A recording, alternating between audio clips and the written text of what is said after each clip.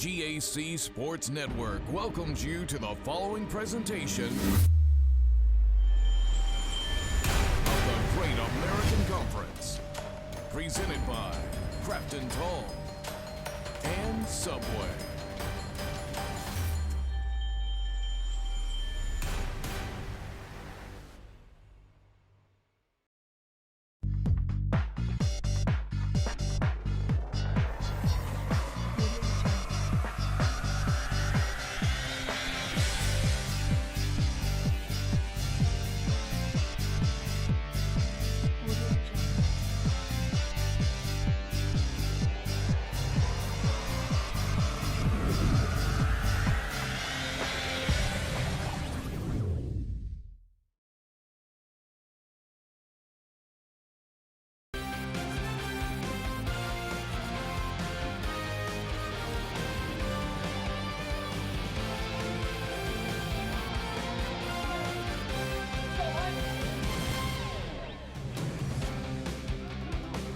A pleasant good evening to you from Clyde-Berry Field on the campus of Henderson State University.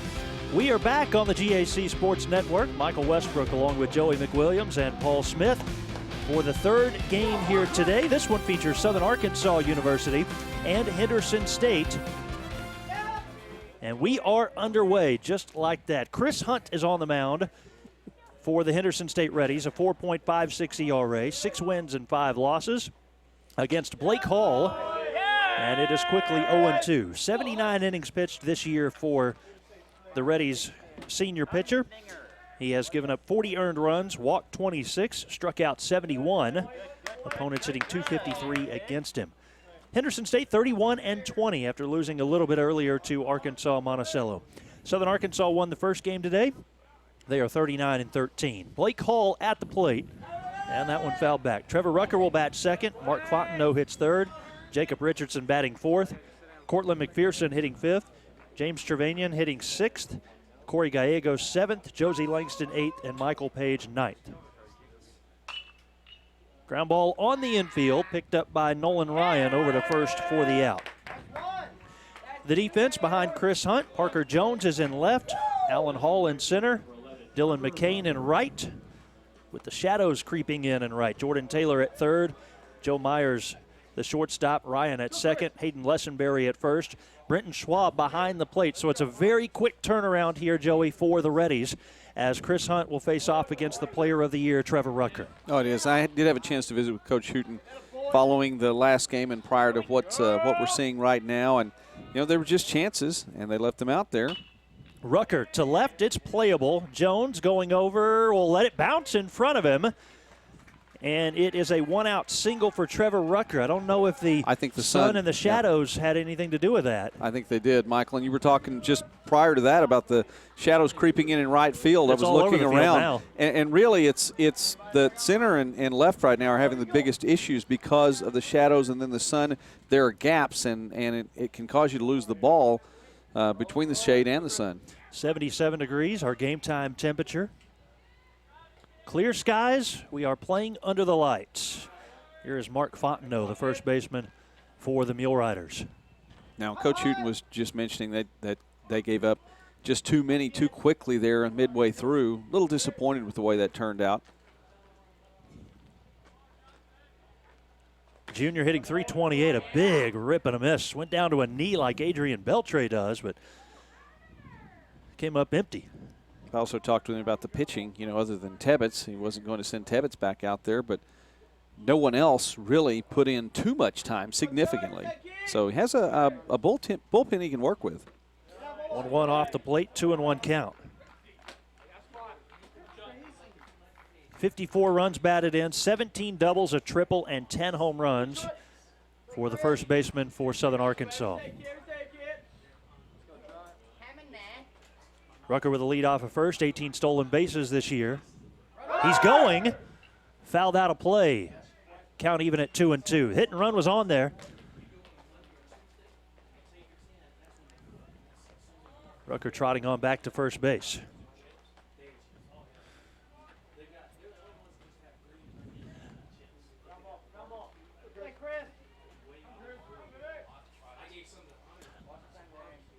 Monticello awaits the winner of this one for a noon start tomorrow. 2 balls and 2 strikes inside that time. And the count goes full to Fontenot.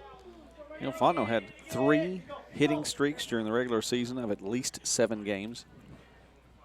7 games to open the season.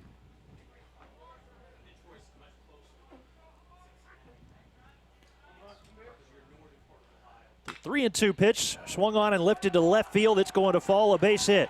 Into left center, picked up by Jones. He will fire back into the infield. A double for Mark Fontenot. Southern Arkansas has runners at second and third in the first and only 1 out.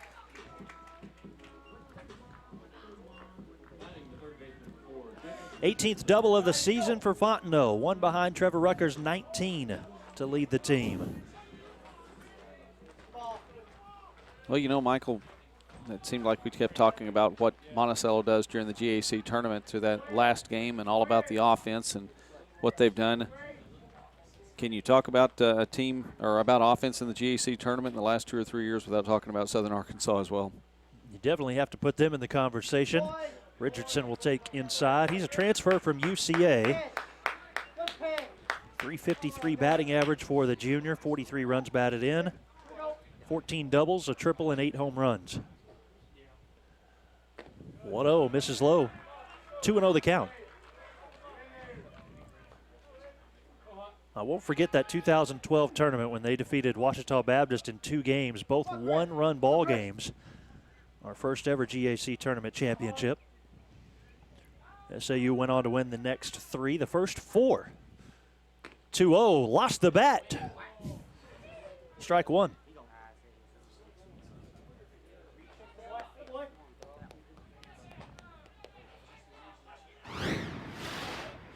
A lot of people said the Mule Riders like to play in Enid, but they just like to play baseball.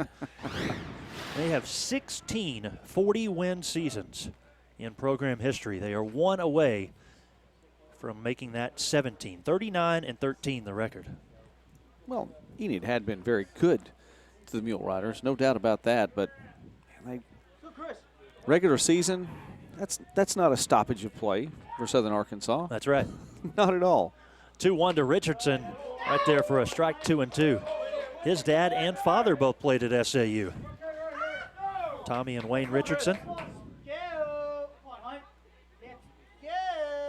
No doubt a part of some of those 40-win seasons.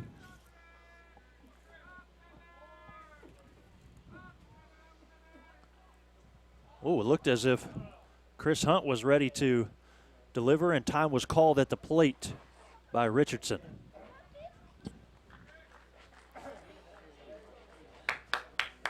Second and third for Southern Arkansas in the first inning.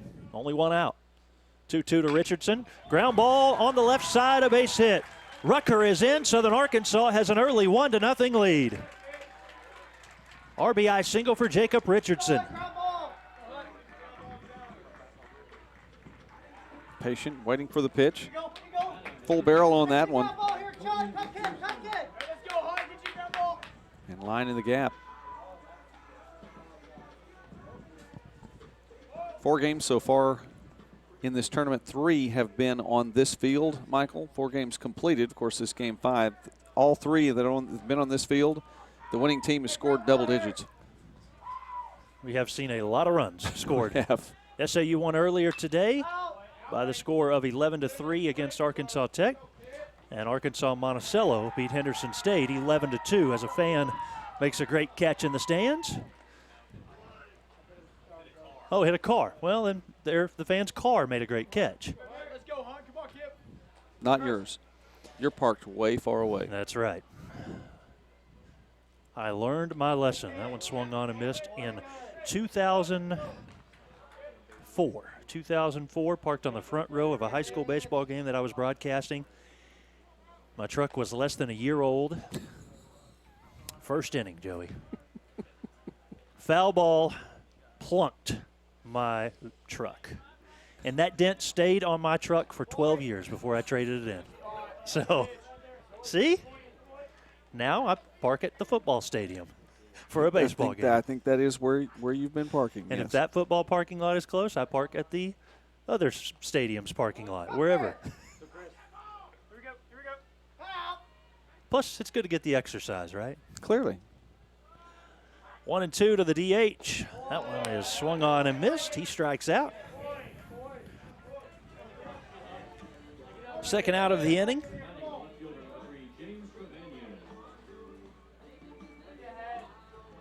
Left fielder James Trevanian at the plate.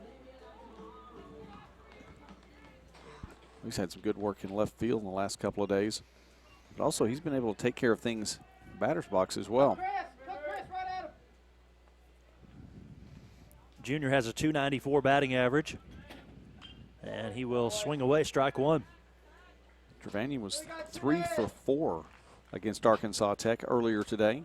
Had a double, an RBI, scored a run as well. He has 20 runs batted in. Runners on the corners for Southern Arkansas. Chris Hunt still in a little bit of trouble here as he misses there, making it 1-1.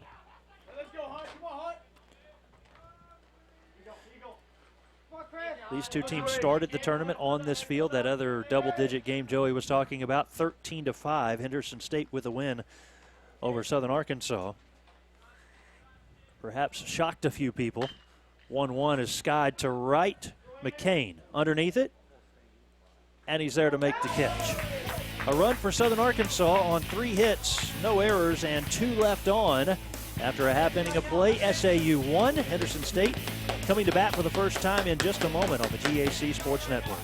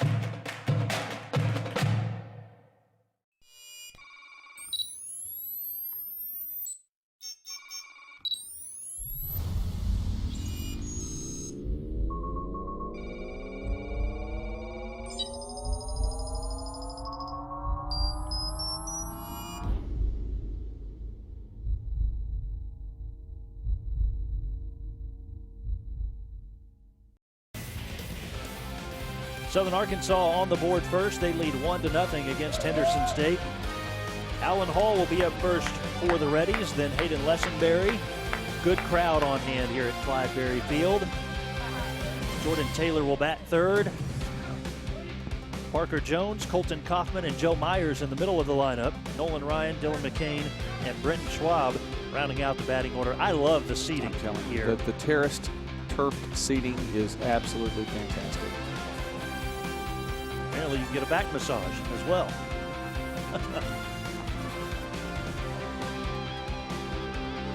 Jacob Stroder is on the mound for Southern Arkansas. A 4.1 ERA, 4 wins and a loss, 14 appearances. It's only his second start of the season. 41 2/3 innings. He has given up 19 earned runs. He's walked 15 and struck out 43. Opponents have a .278 batting average against him. SAU had 1 run on 3 hits in their half of the first. And Alan Hall will take off the plate for ball 1. Greg Clark, our home plate umpire. Roger Claycomb at first. Cody Davis at second. Brian Chen at third. 1-1 the count to Hall. Yeah, Hall 1 for 5 in the previous game against Monticello. The Reddies picked up a couple of hits near the end of the contest. Things were well in hand at that point. That's when Hall got his.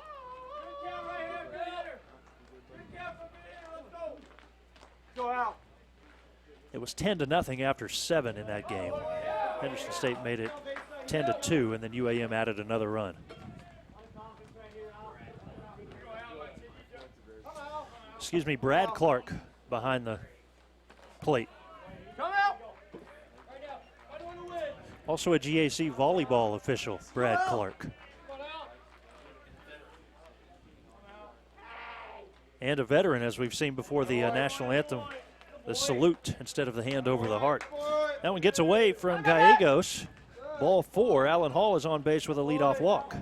That's something that caught my attention every time I've seen him as a part of the ump crew, the way he salutes. And, I mean, it is the respect for the veterans that I have is very much high, and to see that it's always, just something to watch and behold. Hayden Lessenberry coming to the plate here, the first baseman for Henderson State. 328 batting average. Second highest on the team behind Parker Jones. Lessenberry takes down low for ball 1. Come back. Come 6. Trevanian in left, Hall in center, Rucker in right. Richardson at third, Page the shortstop, Langston at second, playing close to the bag at second. Fontenot playing on the bag at first, and Gallegos behind the plate. Come on, 6er. Go, Drake. 1-0 to Lessenberry. A strike, 1-1. And he's extended his hit streak now to 9 games. Come on, baby.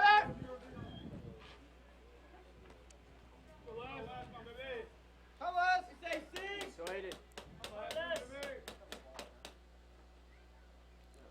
1-1 to Lessenberry. Popped up out of play. And that'll make it 1-2.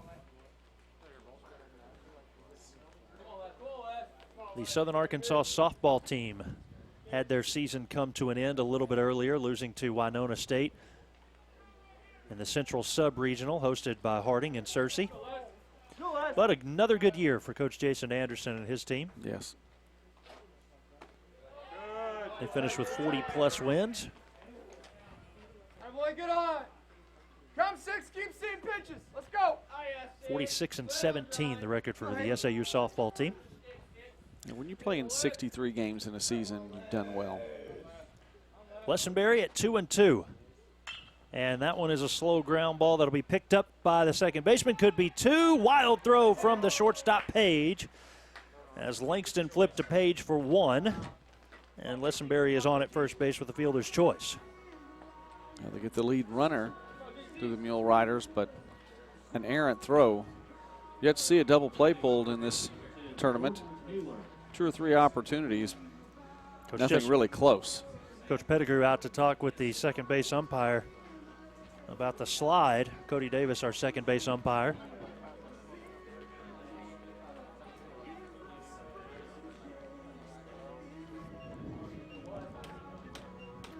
Sometimes it's a little harder for that shortstop to make that throw. Can't quite get a steady feet. See it again. Take another look at it here.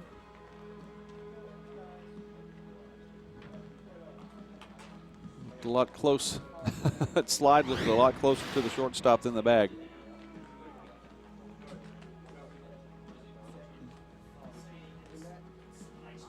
Coach Pettigrew still continuing that conversation. Well, one way or the other, I don't think he's going to be satisfied with the outcome. I mean, they can agree to disagree on that and go on to the next batter. But it can, pave the way for future innings. That's all you can do in a situation like that. 1 out and 1 on as Lessenberry takes the place of Hall there at first, and now Jordan Taylor. Foul ball on his first try.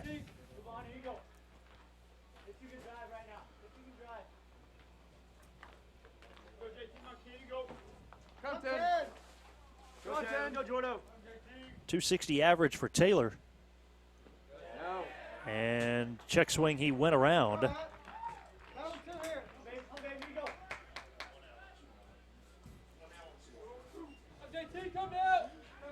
38 runs batted in, 8 doubles, 2 triples, and 7 home runs for Taylor.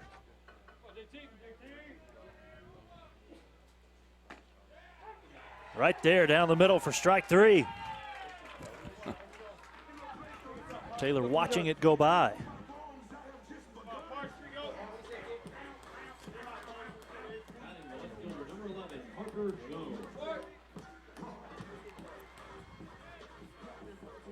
Southern Arkansas seems to be feeling pretty good about themselves right now, even after losing to Henderson the first time around, but they saw Henderson get beat a little bit earlier. They had some rest. And now at the plate is Parker Jones. That's one benefit of coming through the loser side of the bracket. If you have that one loss already, playing the first game, if you're able to continue on, you do get the break there. It's not a quick turnaround. 0-1 misses low, 1-1.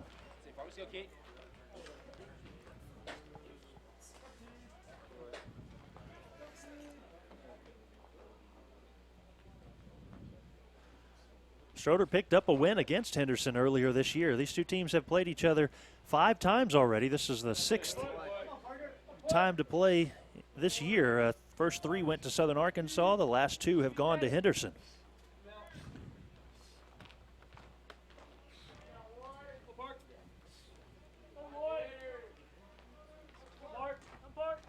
Big batting average for the left fielder at .364, good numbers, and he fouls this one out of play.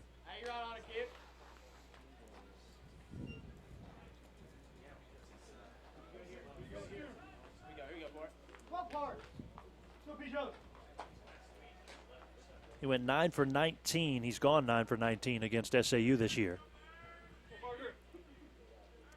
Reached safely on 13 consecutive games, 13-game hit streak. Check on the runner over at first. Don't think Lessenberry's too big of a threat to steal. He is 3 for 3, however, this year. But with those 2 outs, just trying to keep him close to the bag. 2-2 delivery. That's strike 3 swinging. And Schroeder strikes out the last 2 in the inning. No runs, no hits. 1 left on. After 1 inning, the Mule Riders lead the Reddies here on the GAC Sports Network. Hi, Connor here to show you around SWOSU and why we love it here. Well, your friends are more like family. I love the sports and concerts at the Pioneer Cellular Event Center and more than 100 clubs. The small class sizes, 100 fields of study, and a nationally recognized pharmacy college. Close to OKC, the best place for me. Come and see for yourself.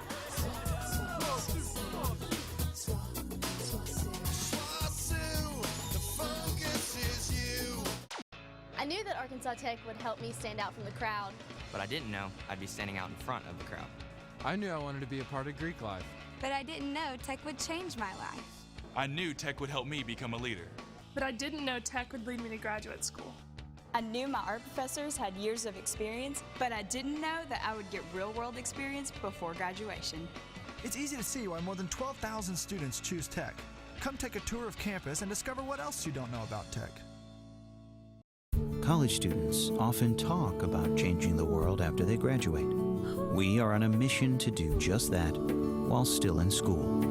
Applying academic excellence in our chosen areas of study in a range of undergraduate, graduate, and health science fields inspired by Christian values.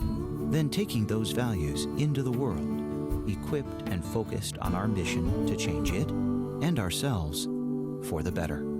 Harding University.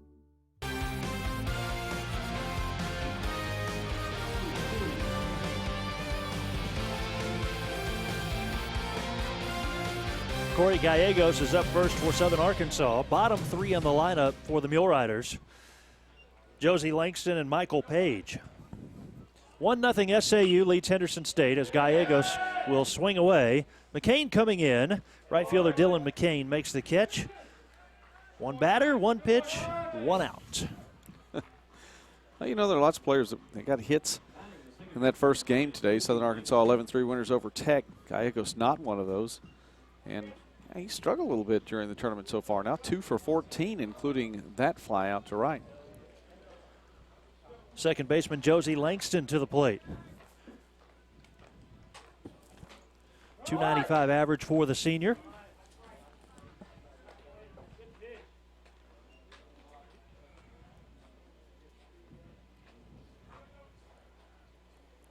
Mentioned that Southern Arkansas won the first 3 games against Henderson State.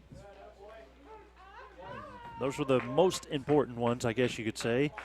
They were the ones that counted in the conference standings. April the 7th and the 8th. The series was played in Magnolia. SAU won 11-7, 7-6, and 7-4. And they had a non-conference midweek game on April the 25th. Right here, it was a 6-4 Henderson State win. And then the previously mentioned tournament game from Thursday that went to Henderson. 2-2 the count to Josie Langston.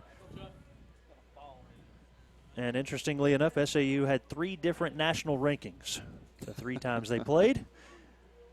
Early April, they were ranked 6th, even number 2 at one point. They're ranked 17th on April 25th, and then currently ranked 14th. Pick your poll of choice. Right. Well, Michael, a pair of seniors then in the 8 and 9 holes of the Southern Arkansas lineup. And that's really security and having seniors that can get the job done coming in there. Talked about their batting averages, but let's even talk about what they've done recently. I mean, Langston himself, 9 for 23 in the last 8 games, batting from the 8 hole today and has been through the tournament. And he is on base here, reaching on the walk.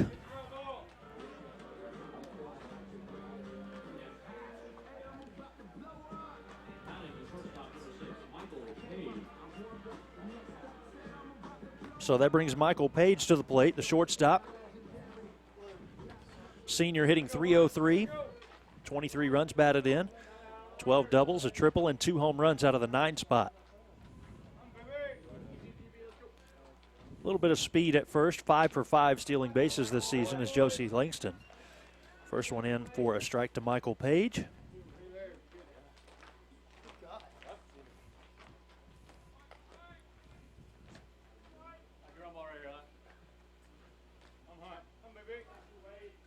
Southern Arkansas under first-year head coach Justin Pettigrew.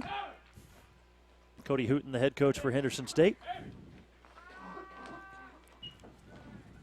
Pettigrew Coach of the Year in the GAC this year.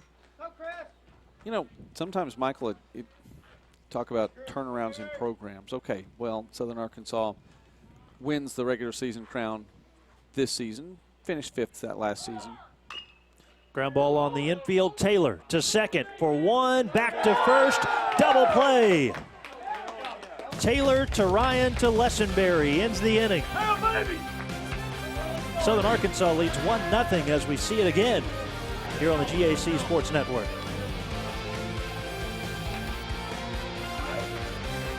What makes Henderson a better choice in education? Is it the campus or the buildings? Is it class size or professors with PhDs? Is it the cost, the value? What is it about Henderson? It's me. A strong educational foundation from Henderson put Richard Jacobs on the road to becoming a doctor. Today, he's at the forefront of pediatric research and care. Henderson prepares today's students for tomorrow because what counts is what you become. Henderson State University. I knew Arkansas Tech had an impressive history, but I didn't know that my professors would look out for my future. I knew I'd be throwing fastballs on the field, but I didn't know I'd be on the fast track to physical therapy school. I knew my art professors had years of experience, but I didn't know that I would get real-world experience before graduation. I knew Tech was close to home, but I didn't know it would feel like home. Tech has one of the highest graduation rates in the state. Come take a tour of campus and discover what else you don't know about Tech.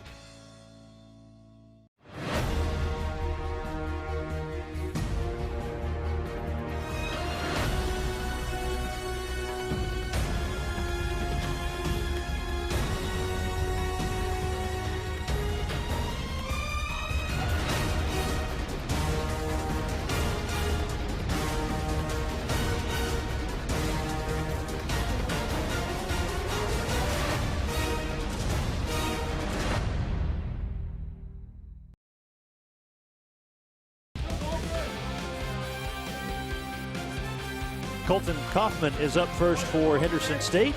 We are in the bottom of the second inning. This time, the Reddies on the scoreboard actually are the Reddies. They are the home team in this game. SAU, the visiting team. I was going to say something about that. I know that's going to help your call. Maybe. I don't know. I need all the help I can get. What number do I dial for a good call? Kaufman, Myers, and Ryan in the inning for Henderson State. 1-1 is inside for a ball, 2-1. 2 strikeouts last inning for Jacob Stroder. His team able to spot him a run to work with, and he is back to the mound again here. The 2-1 pitch fouled out of play, 2-2. You know, I was talking about Southern Arkansas and just what it means to get Coach of the Year for Coach Pettigrew. Of course, he obviously humbly passes the accolades on and the credit on to his coaches and his team. And ground ball picked up by the shortstop, Page. Scoop at first and in time. Out at first. Nice toss. Good stop. Great throw. Solid. And a good job hanging on at first base by Fontenot. What a slide. Just a step ahead of Kaufman.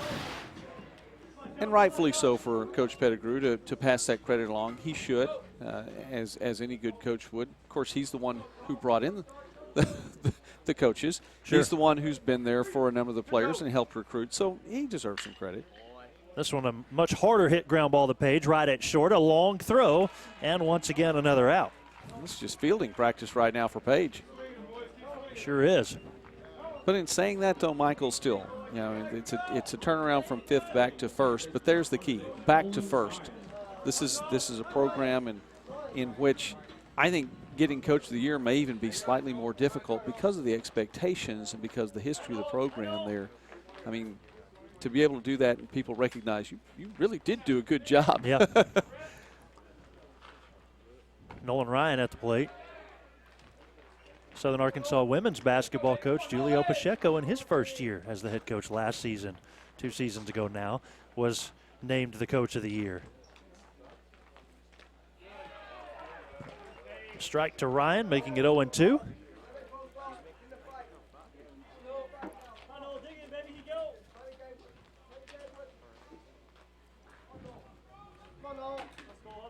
First at bat of the contest for Ryan. Called strike 3. 3 strikeouts for Jacob Stroder. We have played 2.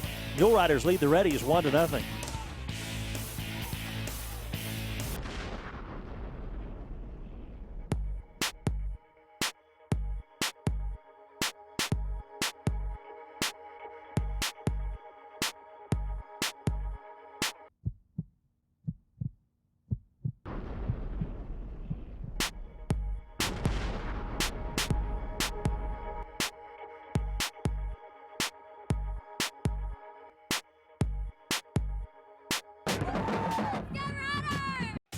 Opportunity begins here. Southeastern Oklahoma State University. Seize your opportunity. Soar to new heights with our nationally accredited aviation program.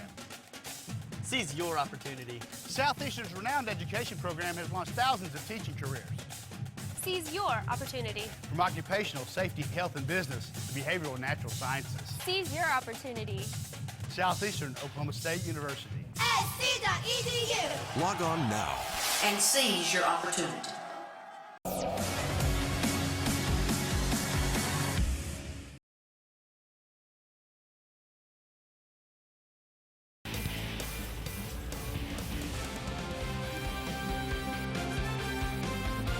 It's the top of the 3rd inning. Southern Arkansas leading Henderson State. Our score 1-0. Michael Westbrook along with Joey McWilliams and Paul Smith. Top of the lineup for the Mule Riders. And it's only 1 run in the first 2 innings, but after what they did earlier today, you feel like the bats are alive for SAU. We talked about it in the first game. Go down the category. Most hits, most triples, most doubles, most home runs, and keep going. They led the conference in just about every offensive category this year, and they're capable of putting 10 runs on the board in a hurry. All at the plate, 1-0. But it was Henderson that was in the championship last year and trying to get back to it again, especially here on their own field. And in the championship the year before that. That's as right. Well. 2-0. That one misses low for a ball. 2-1. That one was against SAU. Yes. Yet to walk away with the trophy, but it's a team and a program that's been there. That was our last year in Enid. We had a rain-out day that year as well. You know, it's interesting. Southern Arkansas, I mean, you look back to that year in 2015, Southern Arkansas. Fly ball to right. McCain still going back. He's at the track, and he's there to make the catch. Nice grab by McCain. Southern Arkansas won the GAC tournament championship. However, Henderson State went farther in the national playoffs. That's right. They went up to St. Cloud, who was hosting the regional. Beat them twice. They were the #1 team in the country. Here's Rucker at the plate. He takes a strike. Single and a run scored in the first inning for Trevor Rucker.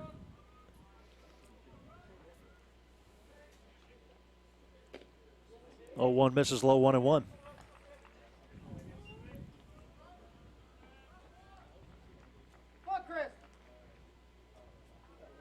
A little delay here for Chris Hunt.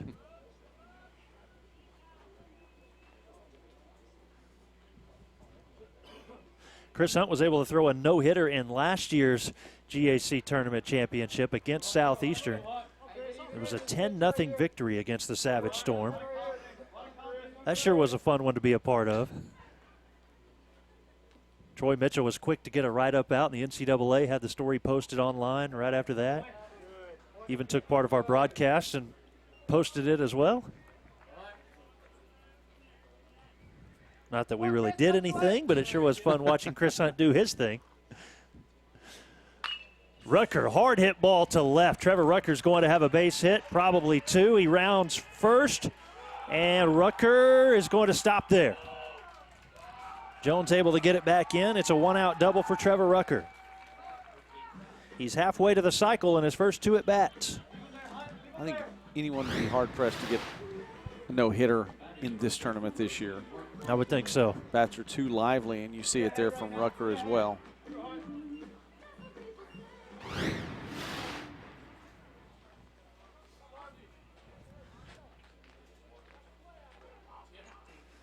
Here's Mark Fontenot, 1 for 1, a double in the first.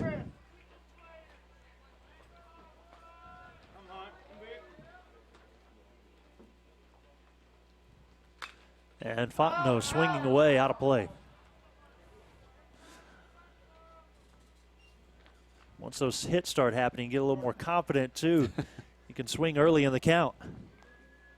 And it just passes, the confidence passes down from one to another. Average up to 332 for Fontenot, slugging .579. 0-1 misses low, 1-1. Fontenot had 5 RBIs against Oklahoma Baptist this year. Southern Arkansas sweeping Oklahoma Baptist. Won the first game of the series in 11 innings.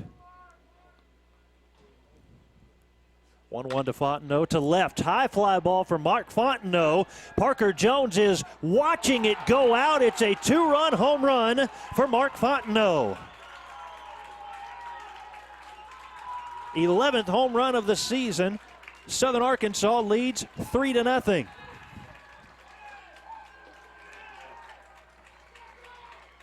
And he is halfway to the cycle. Double and a home run for Mark Fontenot. Not bad. Someone who walks up to shake it off. Opposite field home run over the 365 mark.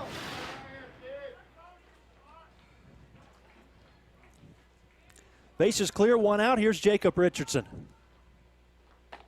He'll take up high for a ball, 1-0.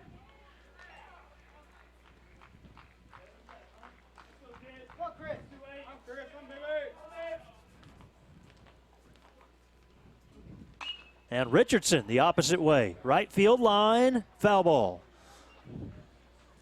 Richardson, one of only 3 in the starting lineup for Southern Arkansas in that previous game that did not get a hit earlier today. 0 for 4. But reached base how many times? Exactly. He scored 3 times. I think he reached base 4. 3 by error, and I think he got a walk too. Or no, hit by pitch, excuse me. Had to think back a little bit. That was an interesting line. 2 errors by the third baseman and 1 by the shortstop. 2-1 to Richardson. And it's a high fly ball for Richardson into the outfield. And nobody comes up with it. He is at second base with a double. Well, here we go again. He's halfway to the cycle. Exactly. A single and a double. 3 consecutive batters. Again, that one, we've seen it already today, falling in the Bermuda Triangle. Hall, McCain, Ryan, all there. No one could find it really to call it. And that was a high hit ball.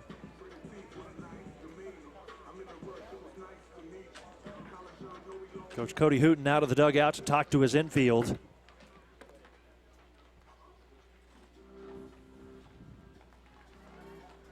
Could get out of hand in early innings. SAU leading 3-0, 6 hits already.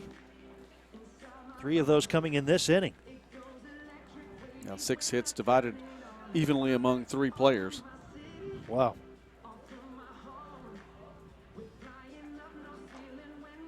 Rucker, Fontenot, and Richardson. 2 singles, 3 doubles, and a home run. Well, McPherson would like to turn this around himself, too. You know, he also went 0 for in the previous game, though he didn't reach base 4 times in all kinds of interesting manners. He actually, McPherson 0 for 5 in the previous contest. Designated hitter is 0 for 1 in this one.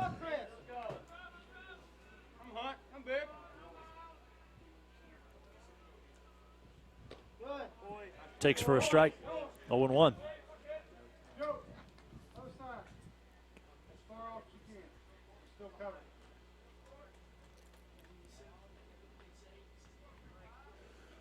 Already saw SAU earlier today take advantage of some mistakes from Arkansas Tech and trying to do that again. Although it goes down as a hit for Richardson. Now McPherson just didn't get a good look at that, really behind in that swing. Come on, Chris. Come on, Chris. The shift is on against McPherson. One infielder on the left side. Shortstop playing to the right side of second base.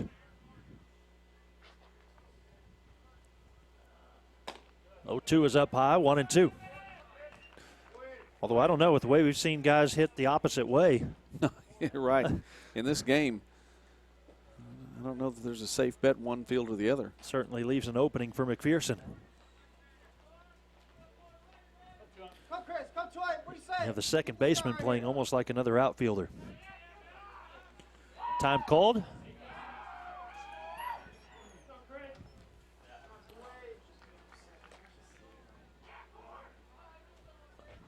on, Chris. 1-2 to McPherson. Runner on at second, and he will foul that one out of play. You know, it looked like he was maybe swinging a little bit late there, trying to go that opposite way. I wouldn't be surprised by that. He's been a little late on the swing a couple of times. And that gentleman right there is Kenneth Tabor's dad. Kenneth Tabor pitched a complete game earlier today. I don't know if he caught that ball or if it hit his truck, but he was definitely had a smile on his face and was waving to everybody.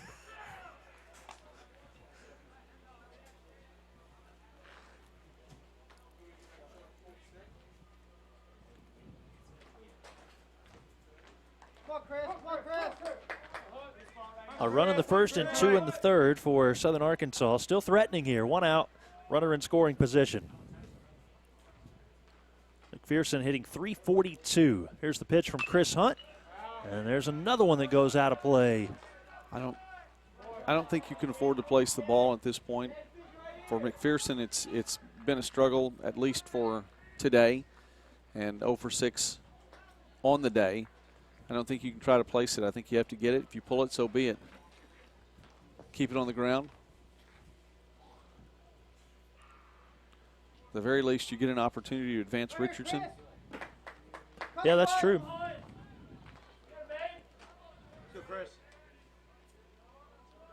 See what he does here this time. Outside for a ball, 2-2. James Trevanian waiting on deck. 2 doubles and a home run here in the inning.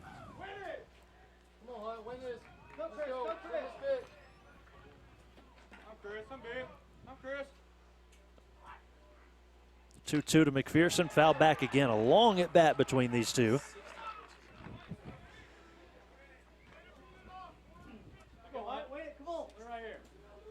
Here in the third inning, Chris Hunt has already thrown 60 pitches.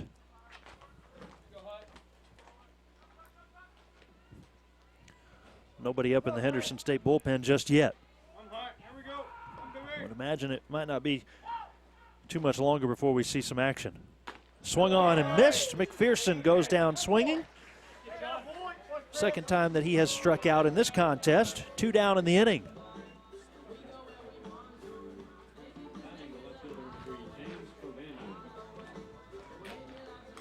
Just get another opportunity to see Trevanion here.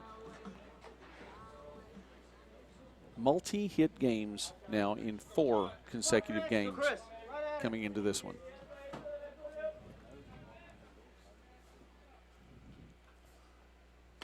Trevanion will take a strike. I worked on my best good day, mate, for the folks of Australia who might be watching, because I know we have some.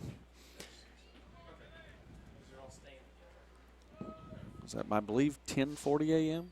I think that's the time there. Up and around. Getting to watch us on the internet, so good morning, folks. Hope it's a good Sunday morning going on there right now. Always wanted to go to Australia. It was about a 17, 18-hour flight, I think. I don't know about that. That could be a little, yeah. 0-2 is swung on and missed. That ends the inning. 2 runs in the inning on 3 hits. And a runner left on base. We are going to the bottom of the third. Southern Arkansas leads 3-0. Southern Nazarene University was just ranked the best college in the state of Oklahoma by Money Magazine. That's big news, but it's not a surprise to us. Money ranks SNU as one of the top 50 colleges you can actually get into, and in the top 50 most affordable private colleges in the nation. Why travel when Southern Nazarene University is right here in Bethany, Oklahoma? Inspired academic excellence in a success-driven environment. Southern Nazarene University, the best college in Oklahoma. So, can I see you again? I'm free on Black Forest Ham Day. There's a Subway 350 sub of the day to help you remember life's important days. We got married in June. On Tuna Day. Every day a different 350 6-inch sub. Every day of the week. Every sub contains no artificial flavors. At just $3.50, it's a great sub at a great price. Her name is Terry. She was born on Sweet Onion Chicken Teriyaki Day. The 350 sub of the day. Every day of the week at Subway. College is my time to find myself and start my future. That's why I chose SWASU. Going up. 15 nationally accredited academic programs and nearly 100 clubs, all for me. Thanks to this state-of-the-art nursing lab, he'll be better in no time. And our brand new Pioneer Cellular Event Center for sports, concerts, and cool events. All for me! Oh, it's for me, it's for me. SWASU, the focus is you.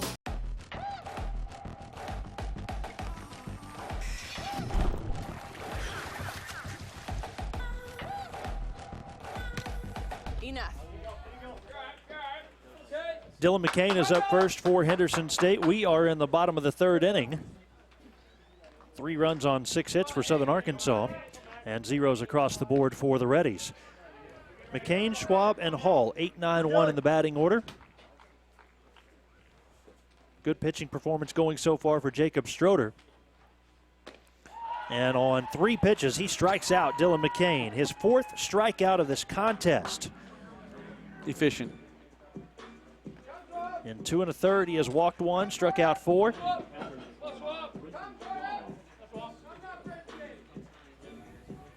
Now Stroder had 7 2/3 inning. That's his longest outing. He had that against Henderson State and struck out 12 in that outing.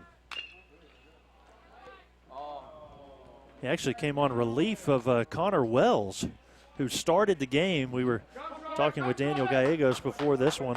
Wells is a guy that had pitched in that #1 spot quite often this year, but ended up with a lot of no decisions, leaving a lot of ball games early, and his offense able to come back and get runs during the game, and other pitchers were beneficiaries of that, picking up the wins, and as you said, Stroder was one of those in that game this season. Yeah, it's not often you come in relief and you still get 146 pitches in that contest. On it being an 11-7 game, and of course Stroder picked up the win, and that's been his most recent win. Little nubber back to Stroder, over to first for the out. And it's 2 up and 2 down here in the third.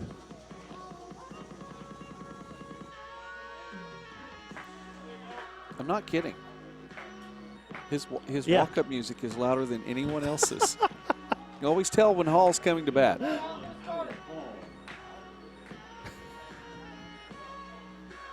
I'm just listening. I'm enjoying it. Yeah. That's me on the saxophone, by the way. Oh, okay. All right. Well, we're about to bring on a bass guitarist next inning with us. So, you know, you guys get a band started here, and I'll do something. Hall at 0-1. Michael Westbrook along with Joey McWilliams. Paul Smith is going to join us for a couple of innings coming up here in the fourth. 1-1 to Hall. Out of play, a ball and 2 strikes. Okay, maybe that time a fan made a catch, or was it another truck that got hit? Uh-oh. I know the owner of that vehicle. We'll leave it at that.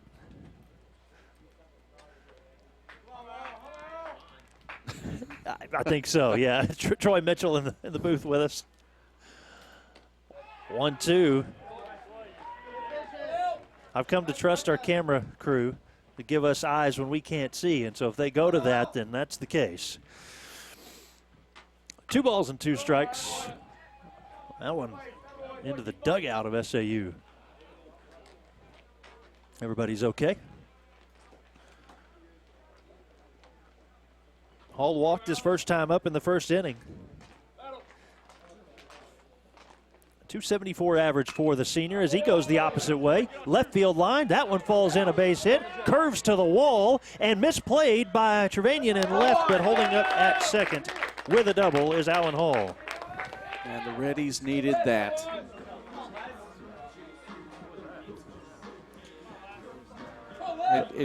What it does for this inning, who's to say still 2 outs, maybe a tough time to rally, but it does let the Reddies know, hey, he's hittable. First hit. It comes with 2 outs, and Joey, we saw that last game. Yes, exactly. In the last game from Henderson State. So many opportunities that they had, but you have 2 outs on the board already when you try to get it started, and they couldn't complete anything. Hayden Lessenberry at the plate. Ground ball for Lessenberry, picked up by Richardson. Over to first to end the inning. 5-3 put out. No runs, 1 hit, 1 left on. We have played 3. It's 3-0 Southern Arkansas. At the University of Arkansas at Monticello, yes you can. For me, that meant that I could afford to go to college. When I was considering colleges, it was important to find one that my parents and I could afford. So I was happy to find that I could attend the University of Arkansas at Monticello at one of the lowest costs of any 4-year college in the state. Affordability, tradition, a great college experience. It all comes together here at UAM. At the University of Arkansas at Monticello, yes you can.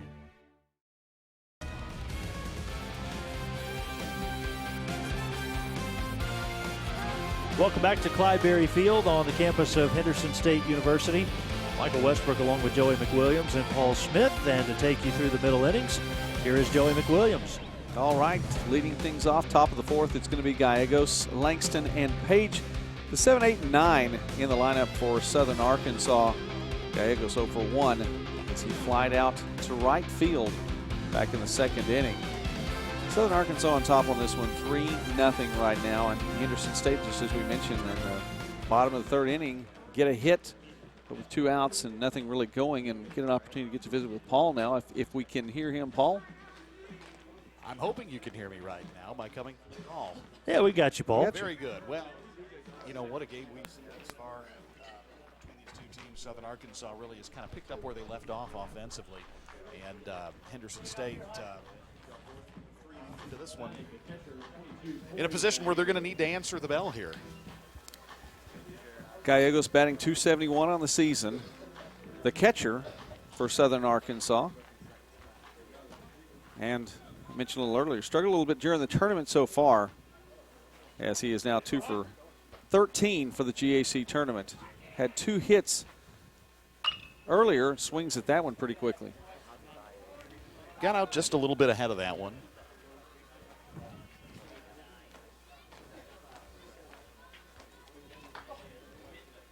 Southern Arkansas with a pair of wins against Ouachita early on. And the 0-1 swung on. 1 hop, third base, the throw in time. And he kept the ball, makes the out. That's a nice toss by Taylor, and Lessenberry pulled the glove back, and Gallegos ran into it. So he's on the field right now, and they're going to attend to him. The out was made, as we watch it again. The throw in time, and the tag, unfortunately, on Gallegos' head.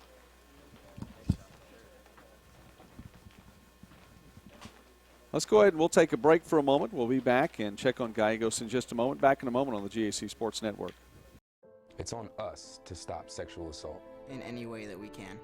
To get a friend home safe. To never blame the victim. It's on us. To stand up. To make our community safe for all. It's on us. It's on us to look out for each other at parties. It's on us. To be more than just a bystander. To step up and say something. It's on us, all of us. To stop sexual assault. Learn how and take the pledge at itsonus.org. I knew Arkansas Tech had an impressive history, but I didn't know that my professors would look out for my future. I knew I'd be throwing fastballs on the field, but I didn't know I'd be on the fast track to physical therapy school. I knew my art professors had years of experience, but I didn't know that I would get real-world experience before graduation. I knew Tech was close to home, but I didn't know it would feel like home. Tech has one of the highest graduation rates in the state. Come take a tour of campus and discover what else you don't know about Tech. Him in a moment. It's Josie Langston to foul it back on his first pitch. Langston batting .295 for the season, and Gallegos just unfortunate as he ran into the tag, which wasn't intended to be a tag. It was meant to just catch the ball and, in essence, I think, keep it from hitting his head. It looked to be more bad timing than anything. I don't think there was anything Lessenberry could have done to get the ball out of the way any quicker than he did. And, it's just unfortunate as we have a nice play out there. Yes. Now, this time the catch is made, we know for sure. Didn't hit a car. These are the fundamentals that brought you Baseball World's back-to-back-to-back AAU national championship teams. Look at that play and the assist to Mom right there. Nice job. Send that to Sports Center. But, guys, this is the second time this year that we've seen a fan make a catch out of the back of a pickup truck. Involving SAU. But this time they've learned to have a spotter in there to make sure to hold on to the jersey to keep them from taking a faceplant. Let's see if we have another one here. We are referencing Brooke Goad's home run in Magnolia, in which a fan in a pickup truck caught the ball, fell out. Jacob Humphrey was on the call that day. His call made it all the way to Sports Illustrated and Deadspin. How about that? Wow. That's fantastic. 1-2 to Langston, and this time he pulls it. Still foul. Now the SAU dugout, I think, mocking one of the players there with the great grab. Everyone else in the fans, in the stands, got to cheer about foul balls being caught. That one not quite as difficult. Degree of difficulty down. A cheer and a Bronx cheer. Another one foul back. That one goes into the netting here. And Langston now, I believe he's into pitch number 7. Joey, as many foul balls as we've seen go over there this afternoon, I think it's a good day to be in the windshield business in Arkadelphia. No doubt. No doubt. Not for mine, not for Michael's. We're far enough back, I'm sure. 1-2 the count now. One down here in the top of the 4th inning for Southern Arkansas. And there's a swing, the miss. The tag for good measure, and Langston will take a seat. 2 down now. It brings up Michael Page. Page 0 for 1 in the afternoon. Batting average for the season back up over 300 as he hovers around that mark so tightly. Page now with a 6-game hitting streak.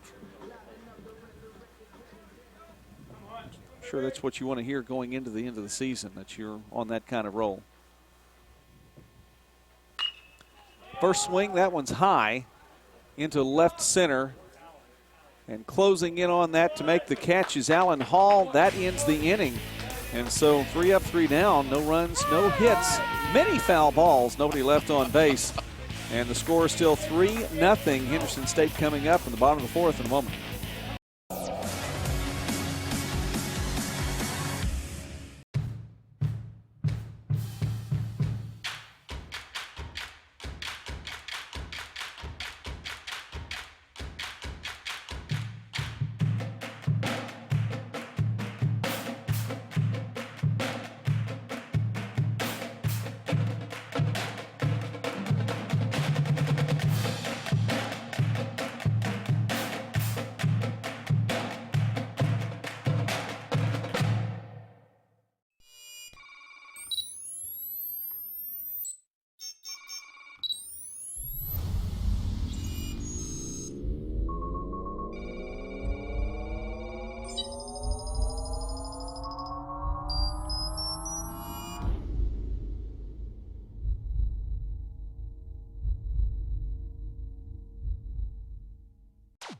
Hi, Connor here to show you around SWASU and why we love it here. Well, your friends are more like family. I love the sports and concerts at the Pioneer Cellular Event Center and more than 100 clubs. The small class sizes, 100 fields of study, and a nationally recognized pharmacy college. Close to OKC, the best place for me. Come and see for yourself.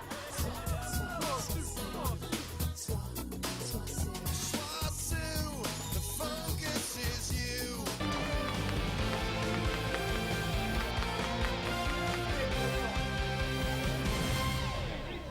Part of the order here, 3, 4, and 5 for Henderson State. It'll be Taylor, Jones, and Kaufman. Taylor 0 for 1 so far as he struck out looking back in the first inning, hitting .259.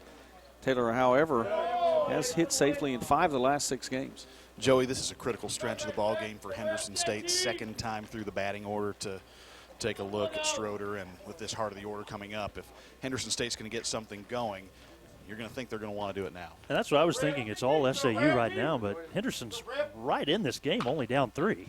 That one's high to right center. It's deep. And it's gone. A home run for Taylor. And we talked about the fact that, hey, listen, something has to happen now. Gentlemen, you called that, and that's exactly what needs to be done. Jordan Taylor coming home. And will step safely on home plate. Deliberately. The first run is in for Henderson State. Well, and for Henderson, you couldn't have had a better outcome there, as kind of flashed a little bit of power to the gap there, and very close to having a great play out there. Ball went up high. Wasn't about to make the call until I saw for sure he didn't have it. It was pretty close. Brings up Parker Jones. Cleanup batter for Henderson State. How does he follow that solo shot by Taylor to get things going and get Henderson State finally on the board? And Joey, in these elimination games, you kind of tend to see these coaches take almost a Game 7 of the World Series mentality. So they might have to get a little bit creative with their pitching staffs. Typically, in a regular game, pitchers would have a lot longer leash, but it'll be interesting to see just how each head coach manages their staff as we move forward through this game. I mean, we're in the early stages of a very close game. Jones in a 13-game hitting streak right now himself. 362 on the season. Quite the turnaround for Taylor, going from strikeout looking to hitting a home run. Jones also struck out. See what he does. That one is shortstop. Page stepping in. The throw to first. Good. And one down here in the top of the bottom of the 4th inning. Colton Kaufman on the way now. Kaufman, the designated hitter for Henderson State. If you take a look at the Mule Riders outfield right now, they are giving a lot of respect to the power of these Henderson State hitters, playing almost to the warning track. Kaufman watches that through for a ball. There is not a bit of wind. All those flags are just sitting quietly on the poles out there.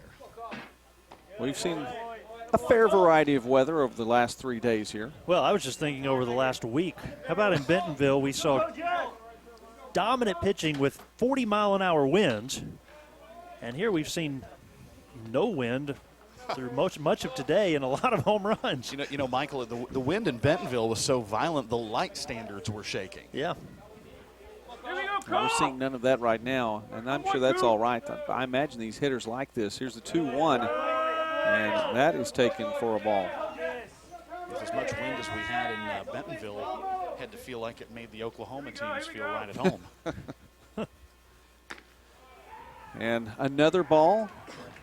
No, that one's a strike. Count is full now. A little bit premature there from Kaufman. Let's get the bat back and have to. Well, and anytime a batter takes that premature trot down to first base, you know on the next pitch they're really going to have to protect the ball. True. Count is full now. One down to Kaufman. That one not as difficult to be concerned about. It went low. Gallegos is going to stare down Kaufman as he makes the trek to first base. And that's going to bring up Joe Myers now. Myers 0 for 1 in the afternoon. Just below 300. He's at 298 on the season. Grounded out early on. And Myers represents the tying run. It just doesn't feel that way in the game right now. And Myers high to center field. It's playable. Will it fall? It does. Finds a gap in front of Hall, and Myers reaches with a single. And Kaufman now over to second with just one down. And Joey, in a routine alignment, that probably would have been caught, but SAU was playing so deep in center field, there was just no way for Hall to get in, and it kind of fell into no man's land. Well, you mentioned that earlier, the respect for the bats of Henderson State. They can get going, and quite literally, even though they are the home team and the home team on the scoreboard, they are literally the home team here, well familiar with their environment. Nolan Ryan now batting.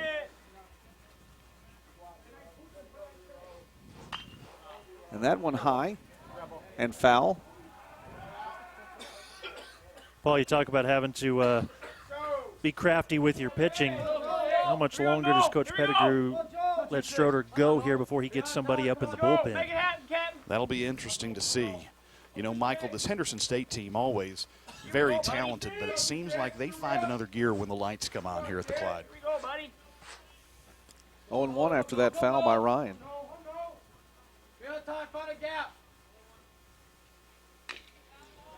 Pulls that the other direction. 0-2 the count now. Ryan 0 for 4 in the earlier game today. Hasn't been able to get things going. It's possible he's due.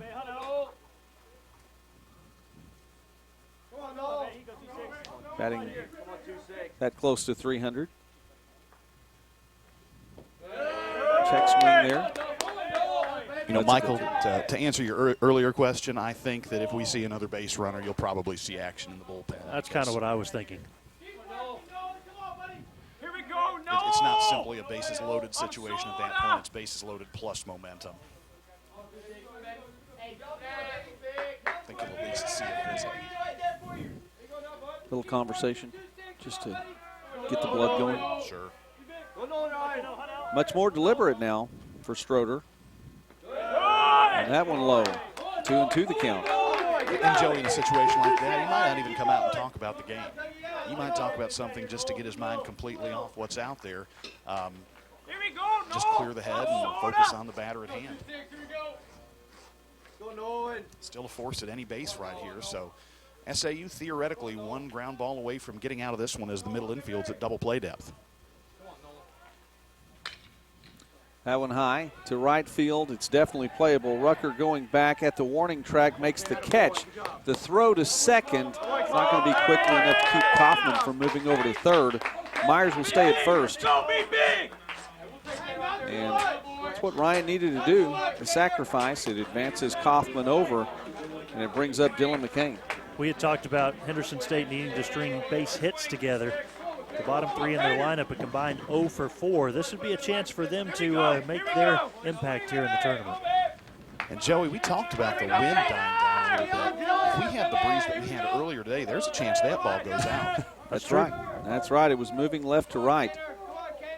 From our vantage, all the flags showing us the school names. To center field, McCain hits that one, and sliding down is Hall. That's a hit. 1 run scores as Kaufman comes in, and grounding third, here comes Myers, and he's in safely as well. Hall slipped in center field, and McCain is going to make it all the way to second. 2 runs scored, and this one is tied. Joey, that is a hard luck play for Southern Arkansas. Hall looked like he had a beat on the ball, as we're going to see right here. It was hit on a rope. He's got to go back for it, and then as he goes to change direction, he still almost catches the ball laying on the ground. He slipped, had the right placement, got the glove out there, but just couldn't make the grab. Wow, we've seen SAU take advantage of so many miscues or just close plays to capitalize for big innings and a lot of runs. And now it goes the other way this time. Coach Pettigrew is out to talk with his pitcher and catcher. So McCain now at second, and a 2-out rally. Now that was something we did not see again from Henderson State in the afternoon game. Opportunities, everything started with 2 outs, couldn't complete it. We have it going right now. And here's the bottom of the lineup, the 9-hole, Brenton Schwab. And this is a very big out for Southern Arkansas because if Schwab can get on base, you're back to the top of the order. Schwab batting 171 on the year, grounded out in the 3rd inning. And Gallego says, now let's talk just a little bit more. The pace of the game slowed down dramatically as Stroder has become much more deliberate. Joey, I think as we look at this, he's probably going to tell him to stay away from the inside corner because the absolute last thing you want to see for Southern Arkansas is something catching an elbow. So they're probably going to try to stay away from him and try to make him get out ahead of something. Stroder's been getting ahead in the count, but the batters have been patient in staying with it. Some dragged out at bats here. Here we go, kid! Here we go! Gear up for it, let's go! So with McCain at second, here's the first pitch to Schwab. Hit, fielded by Page. The throw to first in time, and the inning is done. Some damage done by Henderson State now. 3 runs on 3 hits, a home run as well. 1 left on base. It's 3-all here as we head to the top of the 5th from the GAC Sports Network. I knew that Arkansas Tech would help me stand out from the crowd. But I didn't know I'd be standing out in front of the crowd. I knew I wanted to be a part of Greek life. But I didn't know Tech would change my life. I knew Tech would help me become a leader. But I didn't know Tech would lead me to graduate school. I knew my art professors had years of experience, but I didn't know that I would get real-world experience before graduation. It's easy to see why more than 12,000 students choose Tech. Come take a tour of campus and discover what else you don't know about Tech. College students often talk about changing the world after they graduate. We are on a mission to do just that while still in school. Applying academic excellence in our chosen areas of study in a range of undergraduate, graduate, and health science fields inspired by Christian values. Then taking those values into the world, equipped and focused on our mission to change it and ourselves for the better. Harding University. What makes Henderson a better choice in education? Is it the campus or the buildings? Is it class size or professors with PhDs? Is it the cost, the value? What is it about Henderson? It's me. A strong educational foundation from Henderson put Richard Jacobs on the road to becoming a doctor. Today, he's at the forefront of pediatric research and care. Henderson prepares today's students for tomorrow because what counts is what you become. Henderson State University. 5th inning set to get underway here, and for both teams, it will be the top of the order. So we start things off here, top of the 5th now. It's tied back up at 3. First time since the first pitch of the game is tied up 3 apiece. It's going to be Hall, Rucker, and Fontenot. Joey, as we came into Arkadelphia for this tournament, you've got your teams seeded 1 through 4, but you can really throw that out. These teams very familiar with one another, and we've seen some very competitive games in these 2 days that have been stretched over 3. Like someone that doesn't know how to quit talking, you can take a 10-minute conversation and stretch it into 25. Squeeze all of it in there. Hall looks at the first pitch. Don't talk about me like that, Joey. Takes that for a ball. Watches that one come through for a strike, though. Great pitch sequence there. Blake Hall 0 for 2 now. And that one's going to get past Schwab. It's a guy that kind of needs to get on track a little bit for SAU. Freshman of the year. Just 2 for 21 against Henderson State this season. Well, whereas in the previous half inning, Stroder was slowing down, becoming more deliberate, I think Chris Hunt has actually picked up the pace a bit. And I'm sure having those 3 runs on the board beside the Reddies column helps that a lot. And striking out Hall, yeah, the pace picks up. Hunt draws a K, and that's going to bring up Trevor Rucker. Well, he did an exceptional job of painting the outside corner with that pitch, and you saw him go out, in, out over the course of that at bat. Caught him off guard with a breaking ball. Stays outside there. That one's for a strike just across the corner.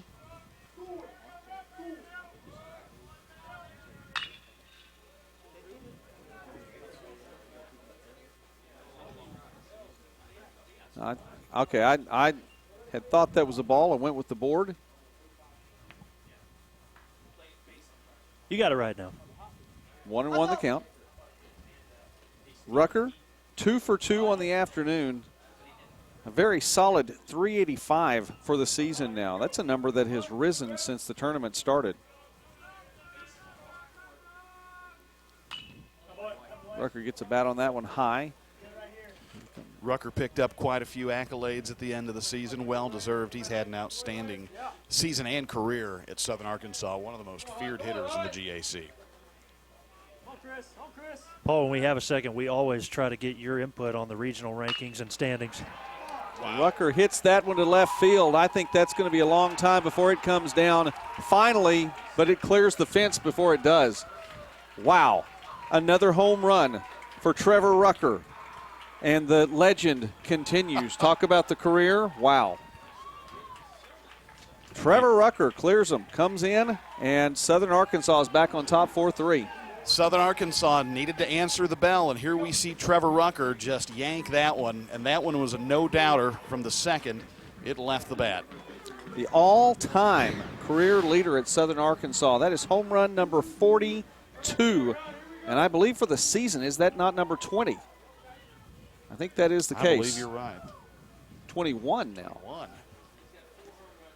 Surpassed Cannon Lester, who had a 41 in his career, which, by the way, Cannon's brother Eli is on the team for SAU from El Dorado, Arkansas.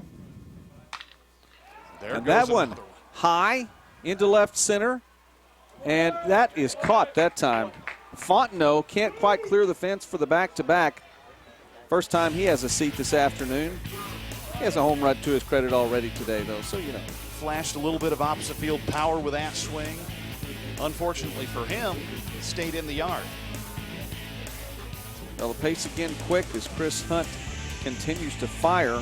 Gave up one to Rucker a little earlier, but was able to get Fontenot out. It's James Richardson now.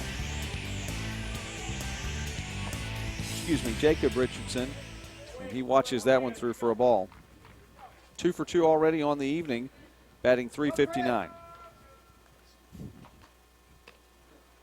And I think we're just watching, by the way, I was looking at Rucker's numbers again. We're just watching his batting average continue to climb almost as we stand here.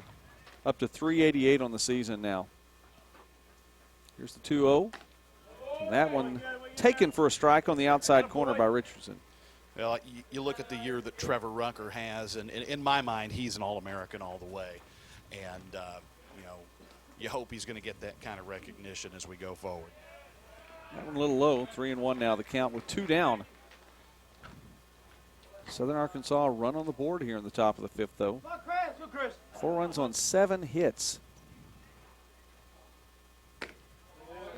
Watches that one through for a strike. Count full now with 2 down. And Chris Hunt facing Jacob Richardson. Joey, this game feels kind of like an old prize fight, just an old boxing match. You have the punch, the counter punch.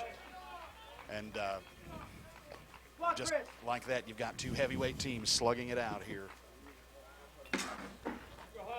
Henderson State gets here coming off a loss in the winner's bracket game. Southern Arkansas coming off a win earlier today. The 3-2. Fouled back again. It hit the pole. Pretty near where Keith the cameraman is right now. He's safe. He's protected. That netting's not going to let anything come near him. You still flinch, though. Yeah. You still flinch. Full count once again, 2 down. And that one sent into left. It's going to go foul and not able to be chased down on the left field line. Nice run by Jones to get over there. One thing about the difference between Enid and here is that it seems like that left field side, it's a little bit safer to chase things down over there on the left and right field side. Not as much concern that you're going to run into a rock embankment. Yes. The 3-2 once again, and this one fouled back the other direction. So this at-bat continues to go on and on. But 20 years from now, I'll probably still remember Paul sitting out next to the temperature where it was 103 degrees to start the tournament a couple of years ago. That's true. Full count once again. And this at-bat is brought to you by the Energizer Bunny. Just keeps going and going and going. Hey, my main memory from Enid is climbing into that deer stand in center field to do a report and finding out my batteries were dead. Oh, no. Our man in the truck's like, well, get some fresh ones and go back up. And I said, nope, it's a one-time trip. Full count once again, and this time a swing and a miss. So Hunt comes out victorious in that at-bat, but damage done. It's the home run variety. Another one. 1 run, 1 hit, and none left on. Back in a moment at the bottom of the 5th. We're midway through this one, the GAC Sports Network. I knew Arkansas Tech had an impressive history, but I didn't know that my professors would look out for my future. I knew I'd be throwing fastballs on the field, but I didn't know I'd be on the fast track to physical therapy school. I knew my art professors had years of experience, but I didn't know that I would get real-world experience before graduation. I knew Tech was close to home, but I didn't know it would feel like home. Tech has one of the highest graduation rates in the state. Come take a tour of campus and discover what else you don't know about Tech.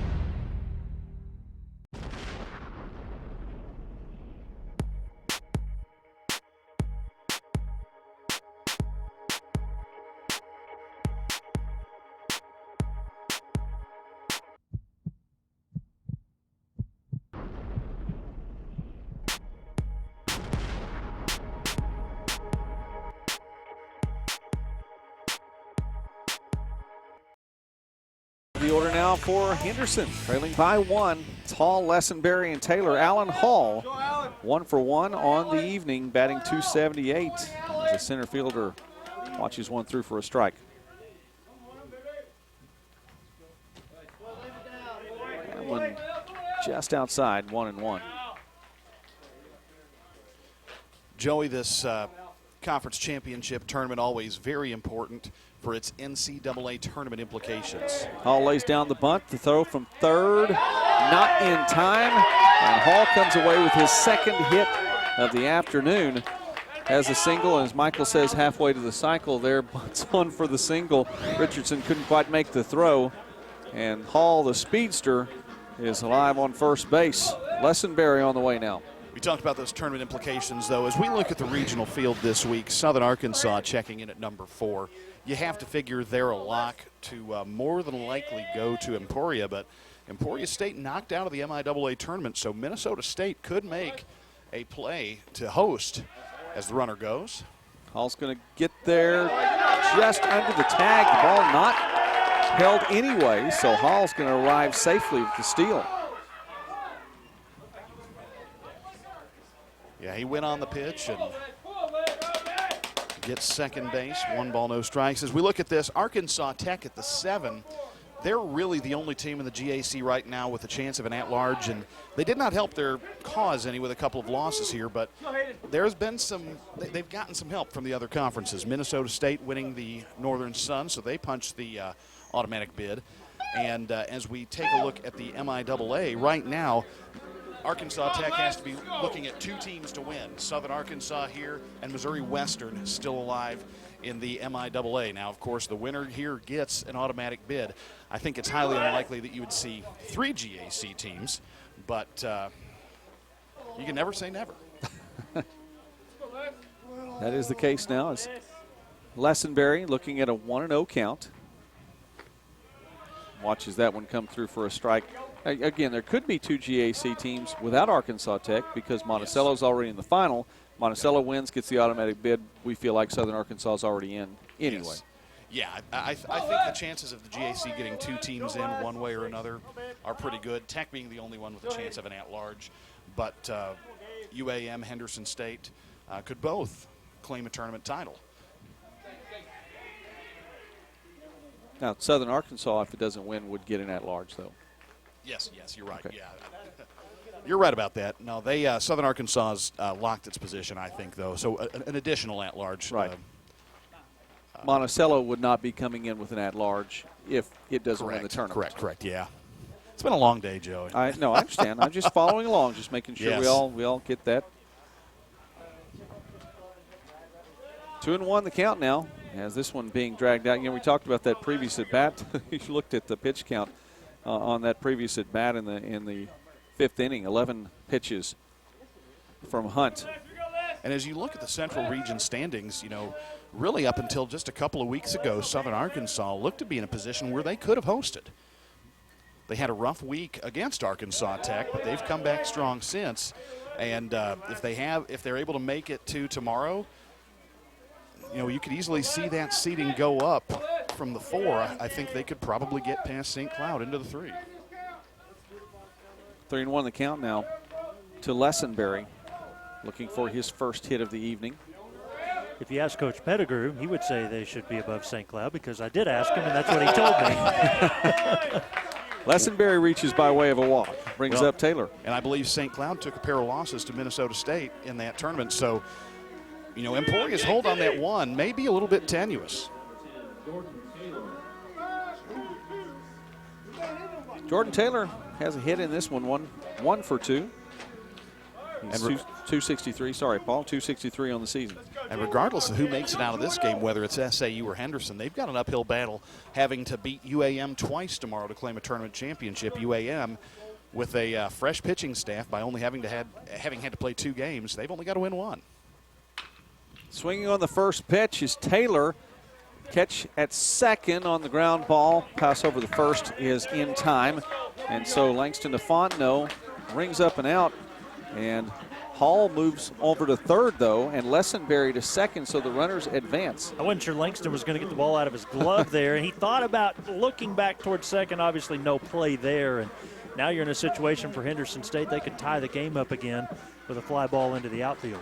Well, that's just as effective as a sacrifice bunt. You put 2 runners into scoring position for your cleanup hitter, who comes to the plate looking for his first hit of the game. And again, they will play him very deep here, so it backfired the last time we saw SAU play this deep. Jones still looking, as you mentioned, for that first hit, 0 for 2. 361, had a strikeout in the first. Grounded out back in the 4th. He has 9 hits against SAU this season. That's 3 more than any other player on his team. Several locked in there, second most with 6 hits. And guys, pay real close attention to Alan Hall down at third base. He took a big secondary lead after the pitch. Runners at third and at second. Again, Stroder will deliver it. Here's the 1-0. That one opposite field goes foul.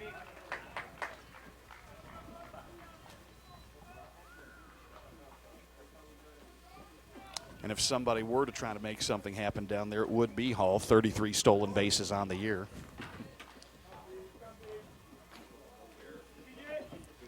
Infield shifted around just a little bit. They will try to hold him on at third, so there's some space for a ground ball to get through. There's the 1-1. That one fouled back as well.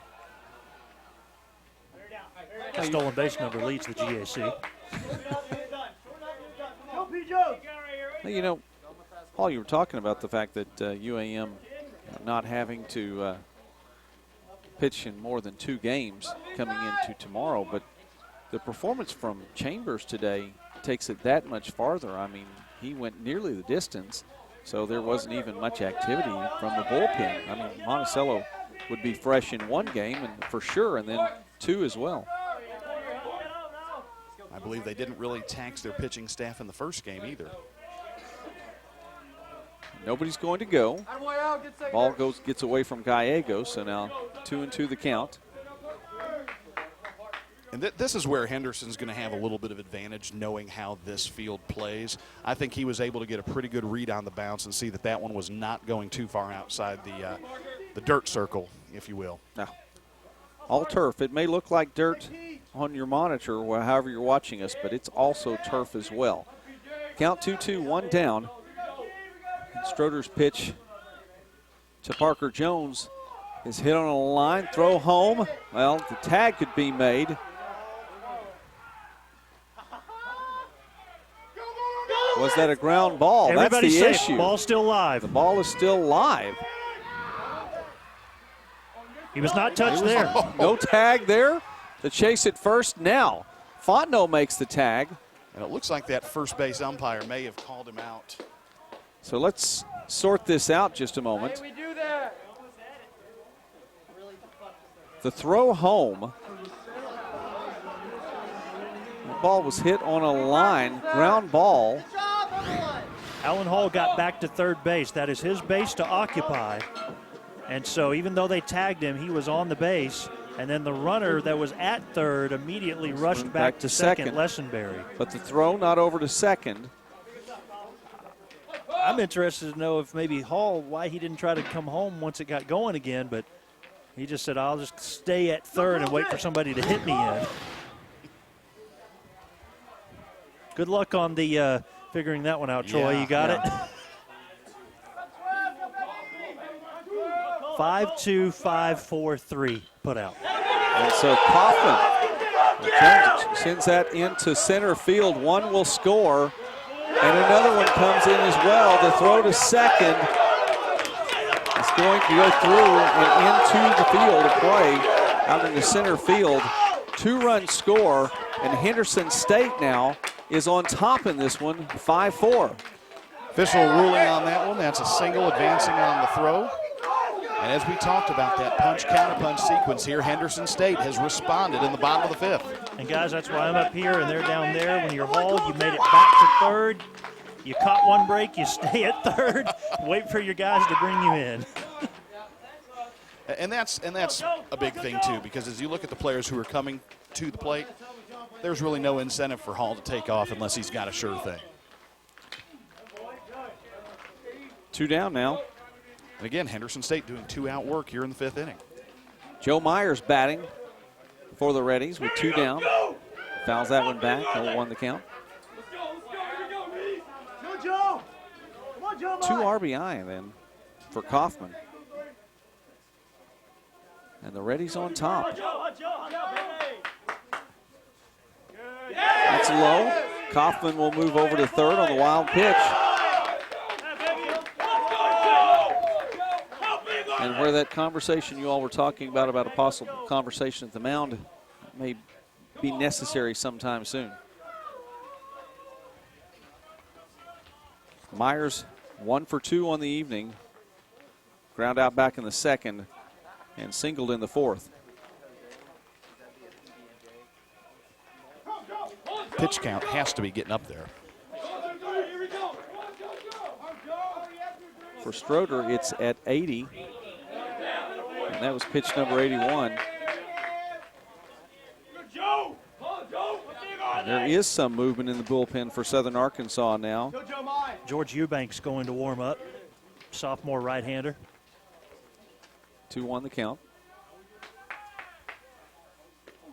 A swing and a miss there. A little behind that one is Myers. It's now 2-2. Myers did not get cheated on that swing.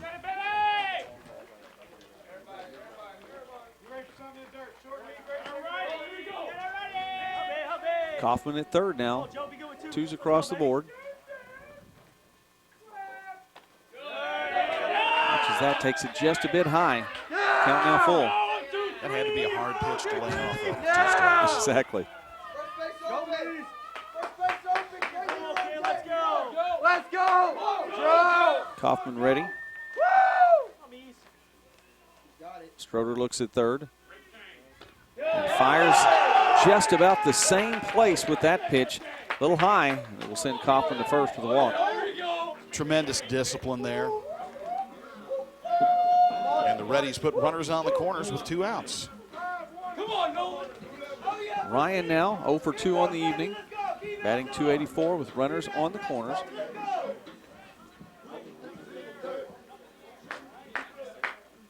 Ryan .284 on the season, batting .294 with runners on base. He's fairly consistent. I would not be shocked to see Myers try to take second. Won't have the opportunity there. That one's fouled back.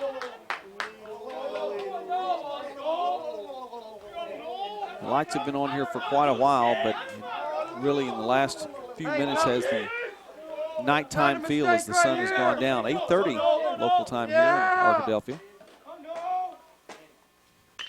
And that one high. It's going to go foul and beyond playability.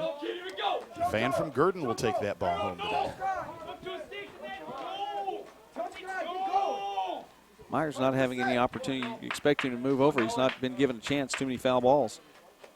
Coughlin at third, Myers at first. There's the 0-2.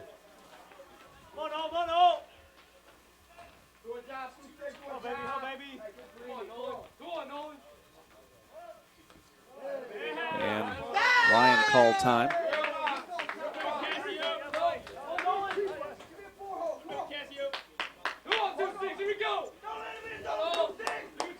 Baseball player whose favorite athlete is Patrick Kane. Hockey player. That one low. Gallego stays with it. And Myers won't get the chance to move over there either. 1-2 now the count. Good reflexes there by Gallegos just to keep that ball ahead of him.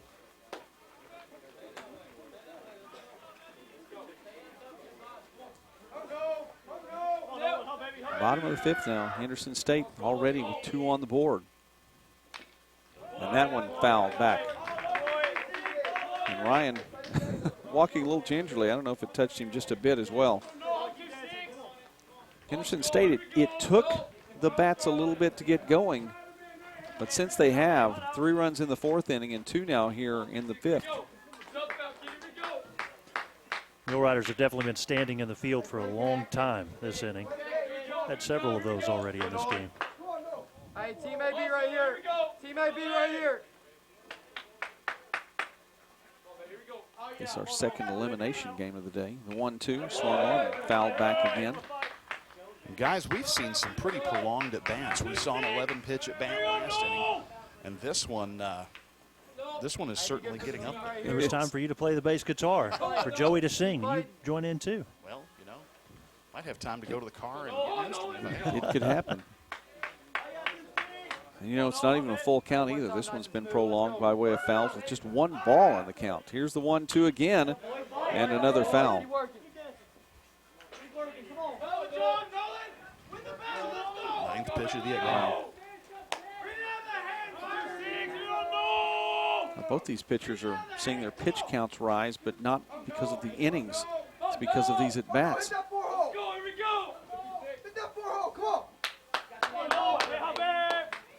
Schroeder well over 90 right now.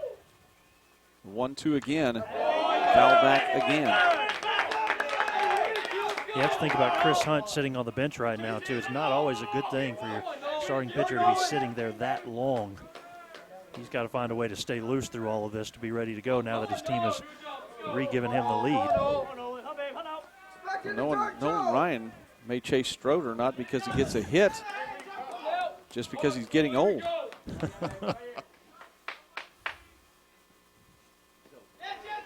Stops the swing there, and Myers does advance. Gallegos decides not to throw. Wise decision as well. 2-2 the count now. And what was, I believe, the 10th pitch or the 11th pitch of the inning? 12th pitch? Just the second ball.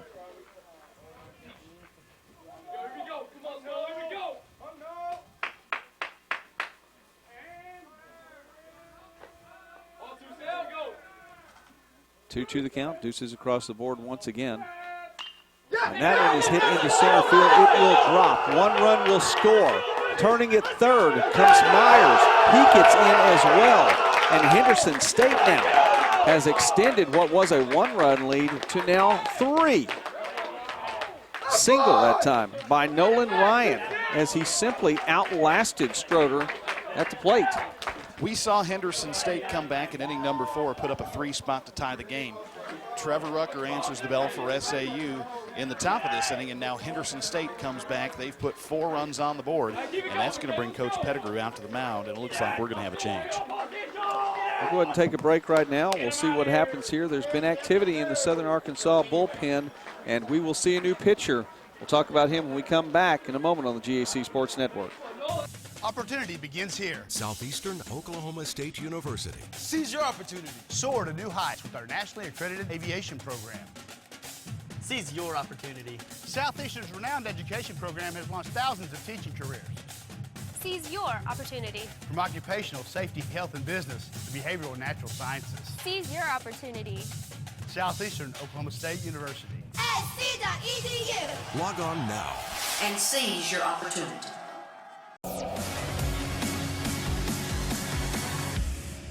Southern Nazarene University was just ranked the best college in the state of Oklahoma by Money Magazine. That's big news, but it's not a surprise to us.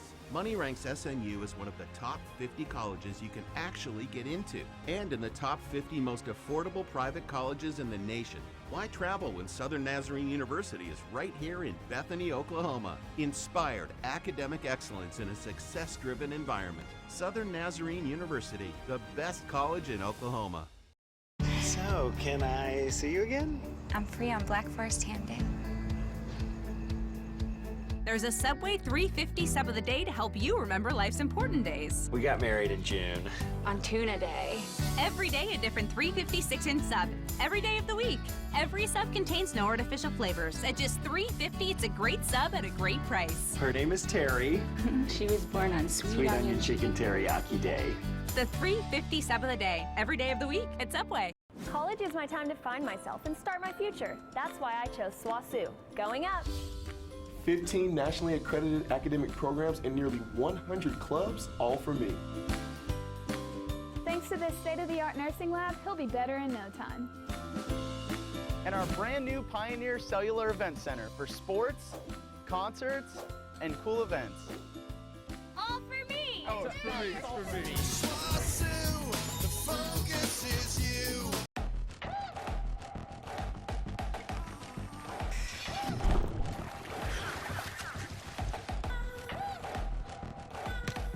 Enough.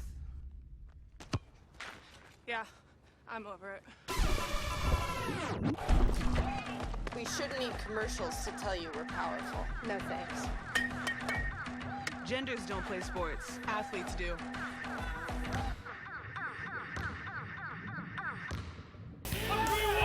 New pitcher for Southern Arkansas is George Eubanks, and he'll be facing Dylan McCain. To the line on Eubanks here, as that is just a little bit high. Take that for a ball. Eubanks, this will be his 9th appearance, has an ERA of 5.09. 0-1 on the season. He's pitched 17 2/3 innings coming in, 18 hits, 13 runs, 10 of them earned. As that one's in for a strike, 10 strikeouts, 13 walks, and he's given up 6 doubles and just 1 home run. Opponent's batting average against Eubanks, .277. He has Ryan on first base right now. 1-2 the count. So that one comes in for a strike. McCain got that double back in the 4th, a 2 RBI double with 2 outs. And that's been key for Henderson State here in this one. That one taken for a ball. You know, as I talked with Coach Hooten in between these 2 games, and he was disappointed. That was something he said. I've been better. A little disappointed the way they played. Didn't feel like that they played their best, but just couldn't convert on anything. And then because they got behind on the anytime there was any kind of rally attempt to be made, it was always with 2 outs. But the script has definitely been reversed here in this one. Oh, absolutely. Henderson State 7 runs on board, 6 of those coming with 2 outs. Count full with 2 down. Eubanks fires in a strike and will sit down McCain, and the inning is done. So now 5 complete. 4 runs have come in on 3 hits, and nobody, well, 1 left on base. 7-4 is our score. We're going to keep it right here as we are headed into the top of the 6th inning. And gentlemen, your take on this? It's like that old Hollywood prize fight. We've seen these two big heavyweights sitting there going back and forth. There's something that tells me that 7 runs is not going to be enough to win this game. Well, this inning right here is going to be big for Chris Hunt. A couple of times his team has gotten him close or even taken the lead, and so this 6th inning is really important for him. We know that SAU has the big bats, but got to tell you, I've been impressed with what Henderson has been able to do against the #1 team in the Great American Conference this year, having already beat them once. But, yeah, we're only halfway through this thing. It's a long way from being over. A few more punches to be thrown, Paul. And as we have seen these two teams play over the last couple of days, either one of them, they can put runs up on the board very quickly. You know, the thing right now, SAU batters have struck out 6 times. Yeah, Ruckert has had the big hits, Fontenot the big hits, but I think if you're Chris Hunt, he's had an up and down roller coaster year. He's sitting there having struck out 6 batters in 5 innings. I think he's probably pretty confident right now. I think you'd have to be, and I think having the offense perform the way it has behind you, especially coming through in the clutch with those 2 out hits, that's going to give the pitcher a lot of confidence. You talked about 6 strikeouts, Michael, and 2 of those strikeouts came from McPherson. The designated hitter, Cortland McPherson, 0 for 2 on the evening, and he struck out twice. And this is the guy. You got to have your DH going. I know there's a lot of hot bats in this lineup, guys that can hit, but, I mean, he's the DH. So if he gets going, I think they'll be in really good shape. Right now, the key for Chris Hunt going forward has to be keep the ball down in the zone. With your offense hitting on all cylinders like they have been, you don't have to be perfect. But if you can keep the ball down, get Southern Arkansas to hit it on the ground, and rely on your fielders behind you to make plays, he'll be successful if he can do that. Hunt fires right down the middle for the first strike. Second one fouled back, 0-2 the count quickly. And Hunt continues his quick pace.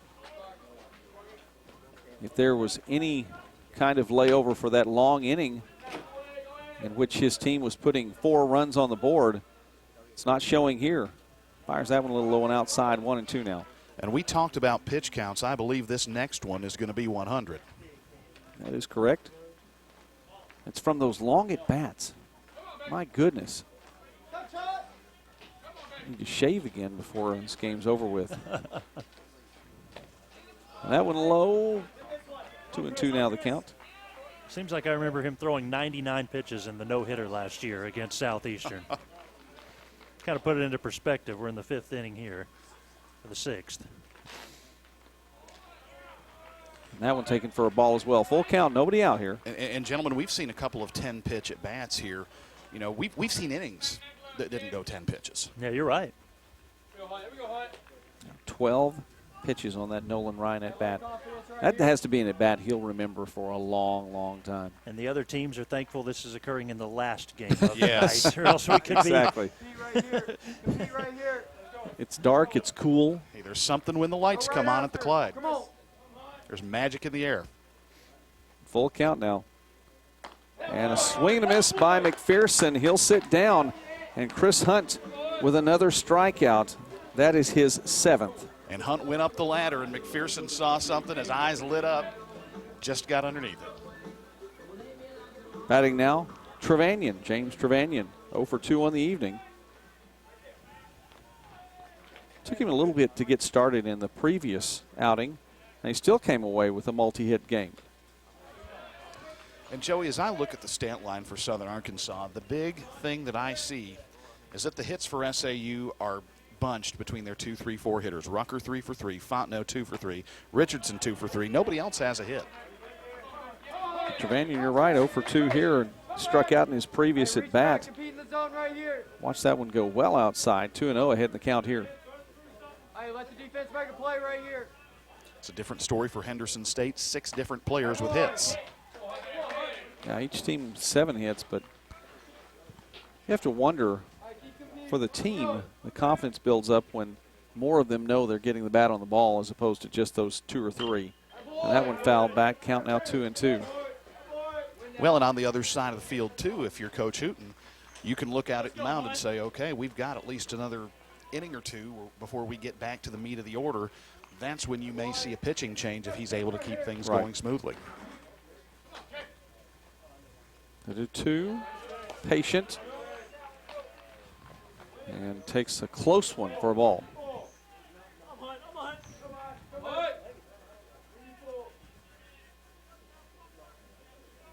Here's the full count pitch. Outside. Trevanian will make it to first by way of the walk. Brings up the catcher Gallegos, 0 for 2. Freshman Austin Cross warming up in the bullpen for Henderson State. And Coach Hooten mentioned that, who are you going to pitch today? Well, he was going to go with Hunt. I think we knew that going into this game, but still, Cross gave some good innings in a prior game already in the tournament. He's ready to go here.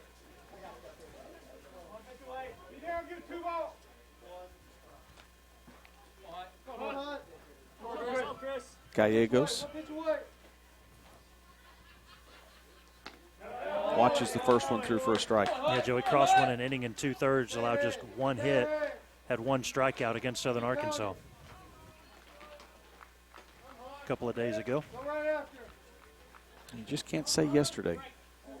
Well, and he also had 5 innings against SAU on the 25th in a game that Henderson State won. Trevanian will advance on the wild pitch. And so now a runner in scoring position with 1 down for Gallegos. Pass ball. Now that would get interesting if Cross comes into the game because Eubanks pitching on the other side for SAU. He took the loss in the 6-4 game against Southern Arkansas on the 25th. Cross getting 5 innings of action in that one.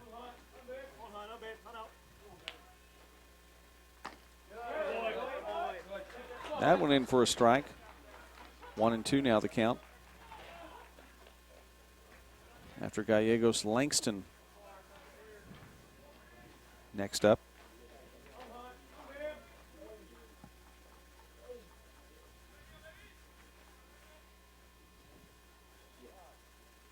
And Gallegos taking his time and finally takes time.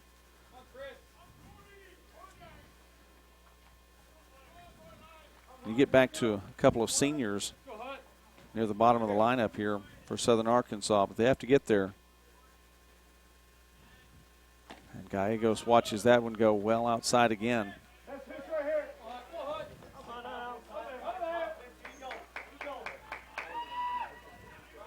And this could be a war of attrition when it comes to pitchers. It's an elimination game. You don't want to leave anything in the tank. But this has really, really become a chess match between, each pitcher and batter. I think it's going to continue to be intense down the stretch. Both of these teams, again, capable of putting runs on the board very quickly. Gallegos puts that on a line. It makes it into right field. Trevanian slows up at third, and the ball not cut off properly. And it will allow Gallegos to advance to second. So Gallegos gets the single, moves Trevanian over to third, and then advances to second himself. And that does bring up Langston. And that'll be officially scored a throwing error, allowing him to go to second base. So 8 hits now for Southern Arkansas, still just 4 runs.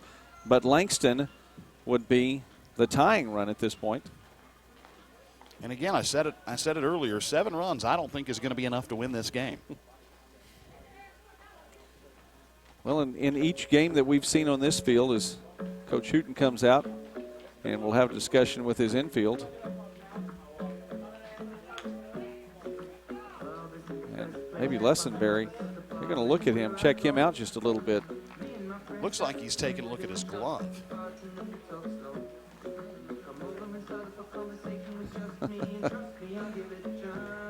Doesn't seem to be too concerned as though it were an injury, but they are going to look at him really quickly. Well, now, Paul, you were over at Rogers Field for the game on Thursday.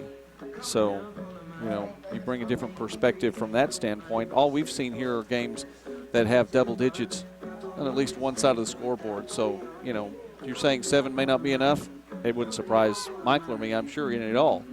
Well, and I think it's just, as you look at the flow of this game, I have a gut feeling, you might say, neither team's done scoring.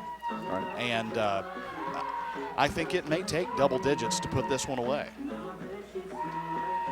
which is not good for pitching staffs on either side, having to go up against a rested UAM team tomorrow. And in addition to that, Paul, Monticello, through the course of the regular season, was the best fielding team.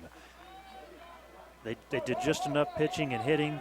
They fielded the ball really well. We're seeing a lot of errors begin to add up here today, and that's a lot of the reasons that teams have been able to put runs on the boards, big number of runs. Well, there were errors in the previous game. Henderson State racked up a number of them.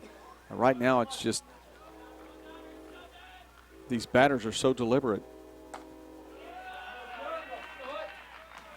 That was something that you know, some of the coaches have talked about even this year as well, that the patience in the box.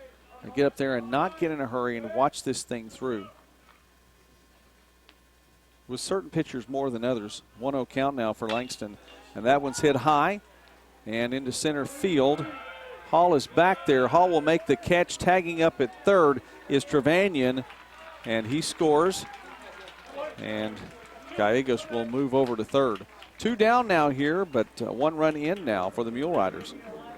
Sacrifice fly does what it needs to do for SAU. They cut the deficit to 7-5. And Page steps to the plate with 2 outs. Page, well, I said his batting average hovers right around 300. It was 301 before his his previous at bat. He got an out, struck out in the 4th. Now it's back to 299. 0 for 2 here in the contest tonight. A walk and a strikeout. Gallegos at third. And Page will watch that one come through for a ball just outside.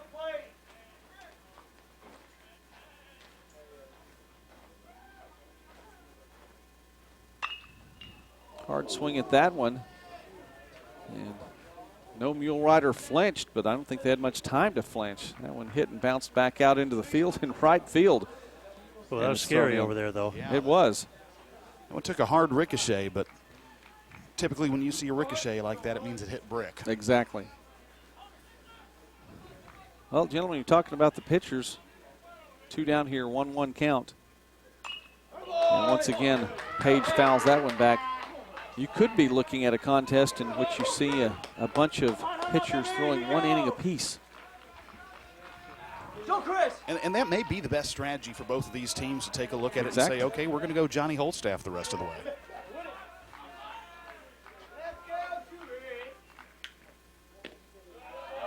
Page watches that one through, takes for a ball. I think some of the crowd. I think both Page and the home plate umpire thought about that one. It was close. The crowd expression as well. Here's the 2-2. That one just about the same place. Taken outside again. It's consistent. 3-2 the count now with 2 down. Gallegos at third.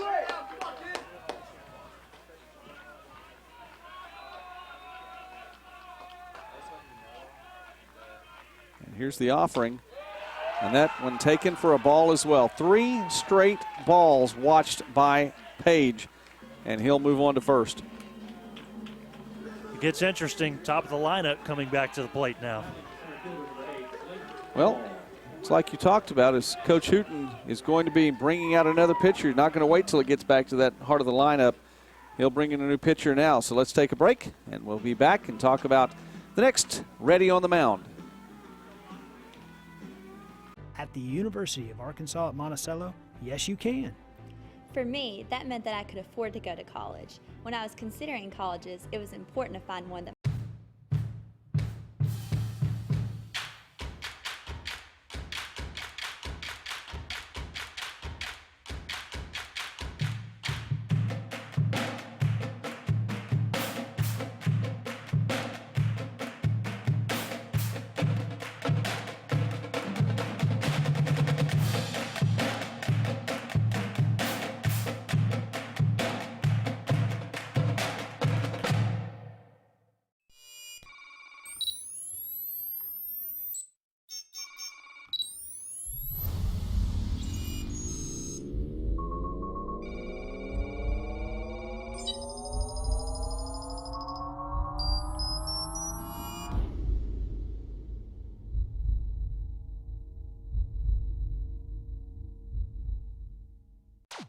Hi, Connor here to show you around SWOSU and why we love it here. Well, your friends are more like family. I love the sports and concerts at the Pioneer Cellular Event Center and more than 100 clubs. The small class sizes, 100 fields of study, and a nationally recognized pharmacy college. Close to OKC is the best place for me. Come and see for yourself.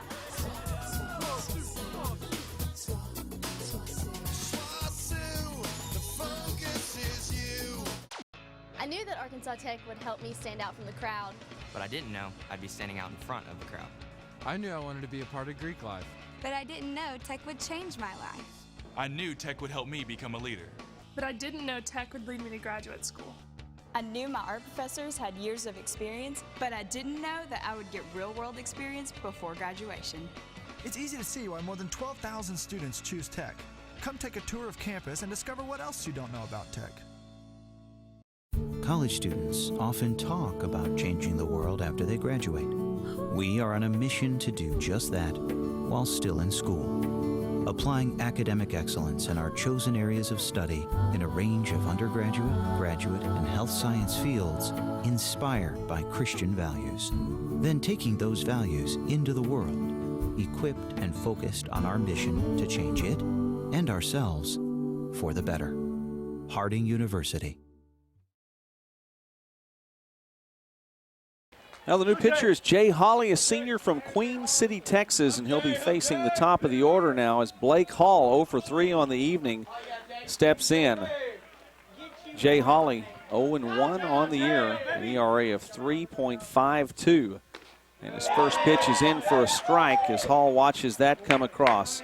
Hawley, in his 12th appearance now, has pitched 7 2/3 innings, given up 10 hits, 5 runs, 3 of them earned.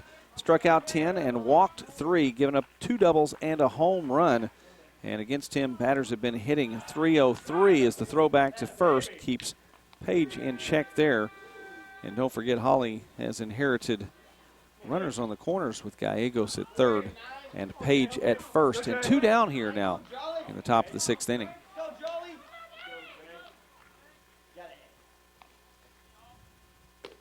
And that one comes across as a ball, 1-1. He's made 1 appearance against SAU this year. Walked 2 batters. Did not get anybody out. Can't afford to do that in this situation tonight. Page at first represents the tying run. And Hawley, a little bit outside. Schwab keeps it corralled. Won't go past him. Probably saved a run there, too. Probably so, but it's a big at bat here because look who's standing in the on-deck circle.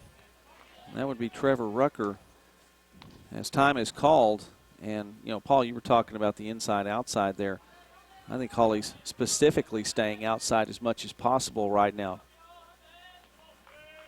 Yeah, you don't think he wants to put anything into Hall's wheelhouse. He does there, though. That one hits the inside of the bat on the handle. High, catchable it is. Myers comes in for the fly ball. Catch is made, and the half inning is complete now as 1 run comes across on 1 hit, 1 error, and 2 were left on. Take a break. Back at the bottom of the 6th here in a moment on the GAC Sports Network. What makes Henderson a better choice in education? Is it the campus or the buildings? Is it class size or professors with PhDs? Is it the cost, the value? What is it about Henderson? It's me. A strong educational foundation from Henderson put Richard Jacobs on the road to becoming a doctor. Today, he's at the forefront of pediatric research and care. Henderson prepares today's students for tomorrow because what counts is what you become. Henderson State University. I knew Arkansas Tech had an impressive history, but I didn't know that my professors would look out for my future. I knew I'd be throwing fastballs on the field, but I didn't know I'd be on the fast track to physical therapy school. I knew my art professors had years of experience, but I didn't know that I would get real-world experience before graduation. I knew Tech was close to home, but I didn't know it would feel like home. Tech has one of the highest graduation rates in the state. Come take a tour of campus and discover what else you don't know about Tech.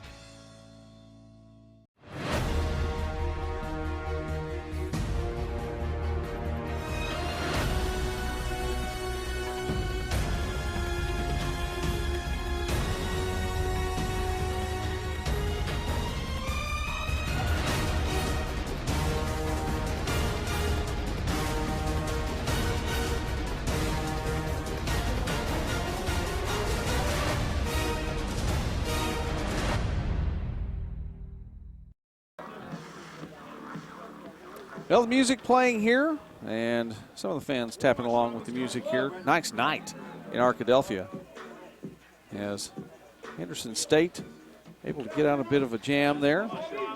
7-5 the score, and the Reddies come to bat.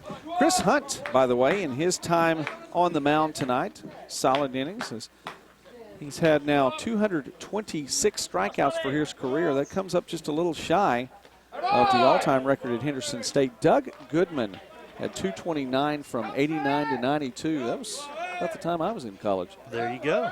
89 to 93. You didn't call any games involving Doug Goodman, did you? I did not, no. Okay. No, it's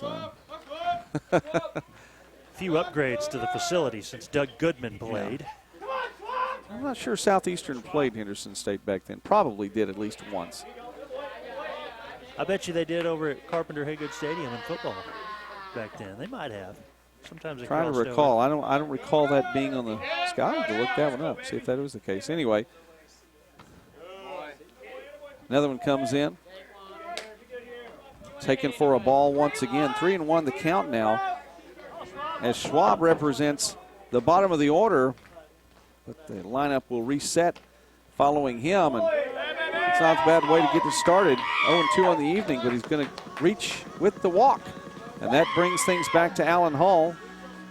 In case you didn't know, Allen Hall was here. There's the walk-up music. Hall 2 for 2 on the evening. Walked in the first inning, had a double in the third, and a single in the fifth.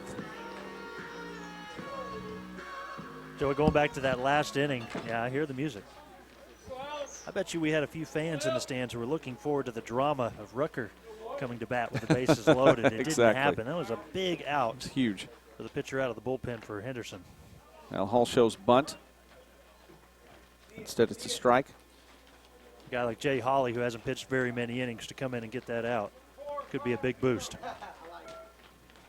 And you know, a senior as well, coming in and getting done what he needed to get done. We'll see if he comes back out in the next inning as well.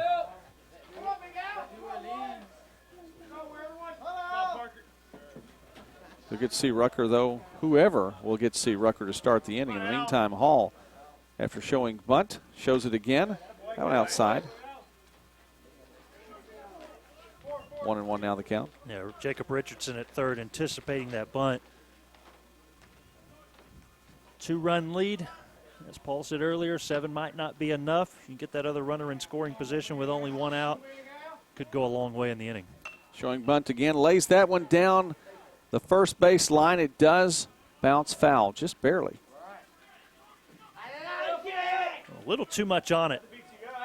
So Schwab will have to go back to first. And the count now 1-2. You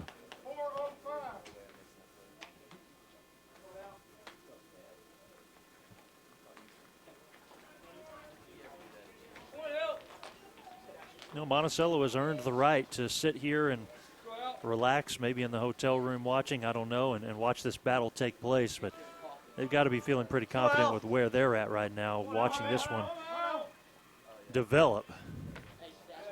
Well, and both teams, quality teams that we're seeing here. The game itself, though. In fact, Coach Harvey's in the stands, in the bleachers, still in uniform, watching. I didn't have to go too far away to find him. You know, one of the things about a heavyweight battle, though, Michael, is Paul has described it a couple times tonight. Takes a lot out of both fighters. It certainly does.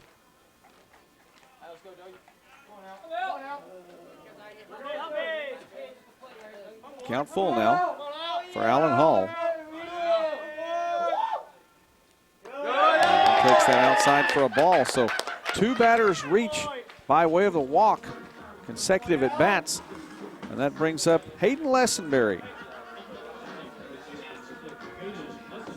We're going to see a pitching change for Southern Arkansas. So we'll see who comes out of the bullpen here. In the meantime, we'll go ahead and take a break. And back in a moment, we'll talk about the new Mule Rider pitcher.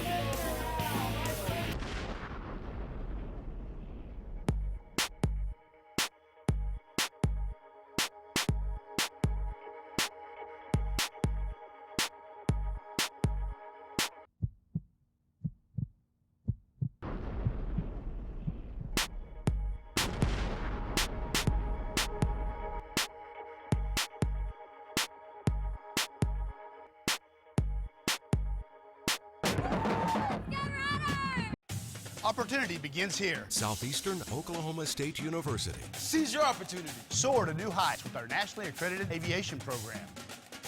Seize your opportunity. Southeastern's renowned education program has launched thousands of teaching careers. Seize your opportunity. From occupational safety, health and business to behavioral and natural sciences. Seize your opportunity. Southeastern Oklahoma State University. SC.edu. Log on now and seize your opportunity.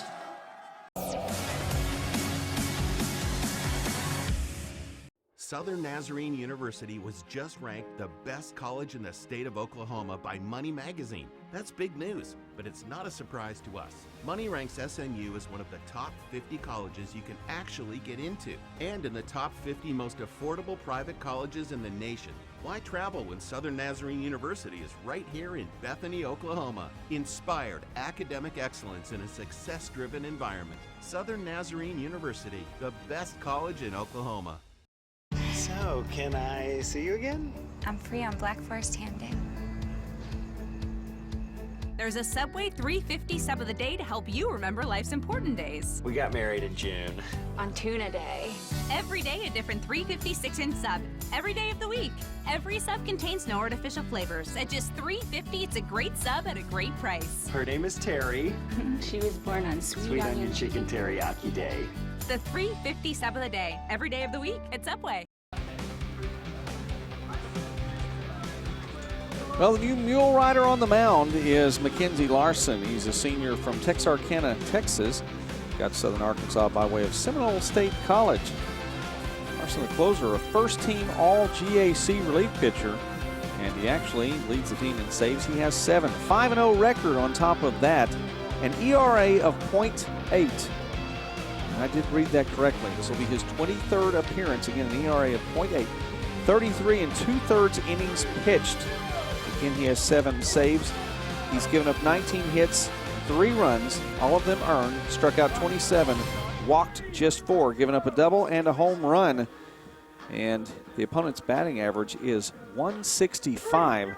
Well, he's facing Hayden Lessenberry, and this should be a good matchup. Runners on first and second. Hall on first, Schwab on second. Lessenberry 0 for 2 on the evening. Nobody out, and the sidearm delivery gets Lessenberry to hit to short. The play at second, good. The double play over to first as well. And with one pitch, Lessenberry grounds into a double play. Runners at third, that's Schwab, but now there are 2 outs. Well, that's why he's a first-team All-GAC selection, able to get that ground ball. That's a big pitch for the transfer a couple of years ago from Seminole State College. Well, he had good numbers last year, Joey. 2.95 ERA in 13 appearances. Great numbers this year. So now batting is Jordan Taylor. And one pitch goes back to Larson. Can he field it to throw to first in time? 2 pitches, 3 outs, and the inning is done. No runs on no hits. And nobody, well, 1 left on base. We'll go ahead, and we will go to the 7th now with Henderson State still leading 7-5 on the GAC Sports Network. College is my time to find myself and start my future. That's why I chose SWASU. Going up. 15 nationally accredited academic programs and nearly 100 clubs, all for me. Thanks to this state-of-the-art nursing lab, he'll be better in no time. And our brand new Pioneer Cellular Event Center for sports, concerts, and cool events. All for me! Oh, it's for me, it's for me. The focus is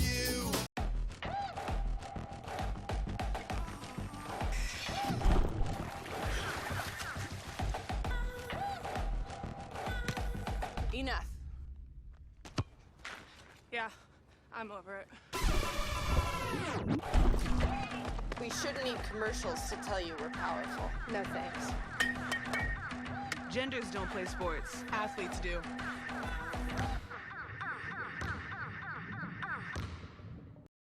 At the University of Arkansas at Monticello, yes you can. For me, that meant that I could afford to go to college. When I was considering colleges, it was important to find one that my parents and I could afford. So I was happy to find that I could attend the University of Arkansas at Monticello at one of the lowest costs of any four-year college in the state. Affordability, tradition, a great college experience. It all comes together here at UAM. At the University of Arkansas at Monticello, yes you can. 7th inning now on the way, and there will be a new pitcher for Henderson State. So we'll let Michael take that from here as Michael Westbrook will take us home. All right, thank you so much, Joey. We are at Clyde Berry Field on the campus of Henderson State University. 5 runs on 8 hits, no errors for Southern Arkansas. 7 runs on 7 hits and 1 error for Henderson State. Michael Westbrook along with Joey McWilliams and Paul Smith. Trevor Rucker will be up first against Blake Patterson. A season ago was named the Division II Freshman Pitcher of the Year by Hero Sports. Out of Benton, Arkansas. Numbers for Patterson this season in 31 2/3 innings. Has an ERA of 3.13. As I said last inning, I'm sure some fans would have liked to have seen the drama of Rucker at the plate with the bases loaded. Instead, he's the first batter up here, and Mark Fontenot and Jacob Richardson will follow. Well, Michael, this is a calculated gamble by Henderson State going to the closer in the 7th inning. But when you're facing basically the heart of the SAU order, a bunch that's combined for 7 hits, it's not just the boldest move. It's actually one that's very sensible. 0-3 record for Patterson in 22 appearances. He does have 12 saves in those 31 2/3 innings, giving up 29 hits, 11 earned runs. He's walked 13 and struck out 39, and that is his 40th strikeout. He strikes out Trevor Rucker, who had a single, double, and a home run and was 3 for 3 before that at bat. We've seen some times in this tournament where coaches have gone to that closer early in what would be kind of a non-traditional situation, and we've seen it pay off. Go back to that game between Arkansas Tech and UAM, where Coach Harvey went to Moser in the 8th inning. He gets him out of a jam, and then UAM explodes in the 9th. Well, Moser the closer. Yeah, and for UAM. Paul, you say it's sensible. It's not only is it sensible, it's not unprecedented. We've already seen it this evening with Larson coming in. Except Patterson's allowing me to talk a little bit more. Larson came into the game with 7 saves and good numbers, a .8 ERA. He threw 2 pitches and got 3 outs last inning. Well, I think, he was probably working to get the average pitch per at-bat number down. There you go. Tonight. Fontenot 2 for 3, a double and a home run, and a fly out to left field in the 5th. I think it would take about 7 more of those just to get it to a reasonable number. Yeah, it's we've seen some quite extended at-bats here tonight. Off-speed delivery that time from Patterson, missing. 3 balls, 2 strikes. Hey, respect his P right here. Go Pat. Oh, Pat, oh, baby. Patterson's walked 13. Payoff pitch. Foul ball. And hope the catcher is okay. Benton Schwab will take a moment to regain his composure. Fontenot checking on him as well. And Coach Cody Hooten out of the dugout, make sure his catcher's good to go. It looks like the home plate umpire may have gotten a little bit of it too. Okay. A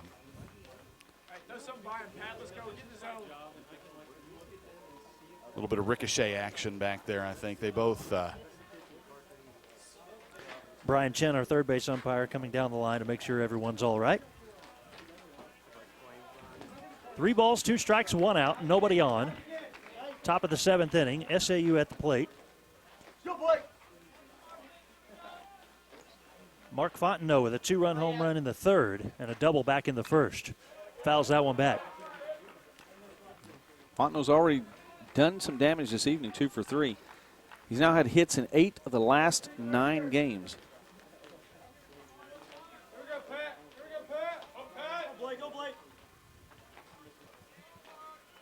Long delay taking place here. Here comes Patterson, strike 3 swinging. not the Nasty swing he pitch. wanted. It really was. It was a nasty pitch, and it totally threw Fontenot off. He checked himself before he finally got through the swing, and even that was awkward. Just could not stop it in time. 2 up and 2 down here in the 7th. Southern Arkansas had the lead 1-0 after 2 innings. They led 3-0 after 3 innings, as Jacob Richardson will take low for a ball. Then the bats started to ramp up for Henderson State. They scored 3 in the bottom of the 4th, 4 in the bottom of the 5th. SAU has had single runs in each of the last 2 innings. Fastball on the corner for a strike, 1-1. If you look at the numbers, here is where this move to the closer may pay off for Henderson State, because if they can get through this tough part of the SAU order, conceivably they may not have to see Rucker again. Slow dribbler, third baseman is going to field. Taylor throwing on the run, and it's not a good throw. Ricochets off the brick. Infield single for Jacob Richardson with 2 outs keeps the inning going for the Mule Riders. And that virtually negates the possibility that they would not get to see Rucker again.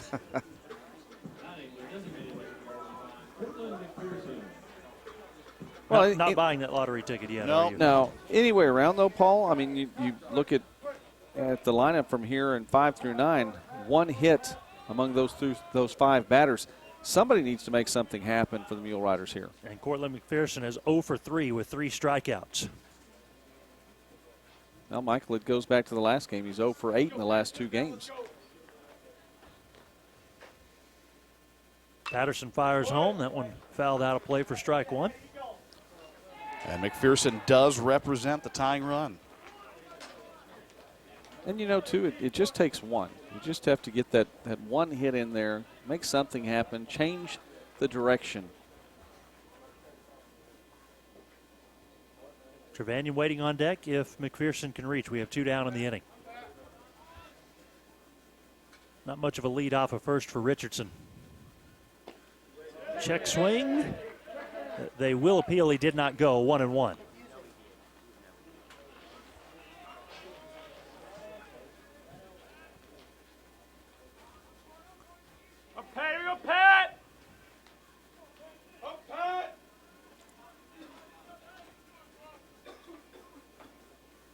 Mentioned a little bit earlier that head coach John Harvey is watching this game, and he's looking on intently from the stands. Arkansas Monticello will be in the championship game for the 2nd year in a row after winning last year and going on to the Central Region Finals. 1-1 pitch on the inside corner, a strike, 1-2. There's Coach Harvey. I love getting to talk to all these coaches, but Coach Harvey was just so relaxed when I talked to him before the tournament. He's also the interim athletic director, so to say he's relaxed right now is the big statement. He's got a lot on his plate. That one is swung on and missed. Strike 3. Patterson strikes out the side in the 7th. No runs, 1 hit, 1 left on. It's time to stretch at Clyde Berry Field. 7-5 our score. Henderson with the lead. It's on us to stop sexual assault in any way that we can. To get a friend home safe. To never blame the victim. It's on us. to stand up. To make our community safe for all. It's on us. It's on us to look out for each other at parties. It's on us. To be more than just a bystander. To step up and say something. It's on us, all of us. To stop sexual assault. Learn how and take the pledge at itsonus.org. I knew Arkansas Tech had an impressive history, but I didn't know that my professors would look out for my future. I knew I'd be throwing fastballs on the field, but I didn't know I'd be on the fast track to physical therapy school. I knew my art professors had years of experience, but I didn't know that I would get real-world experience before graduation. I knew Tech was close to home, but I didn't know it would feel like home. Tech has one of the highest graduation rates in the state. Come take a tour of campus and discover what else you don't know about Tech.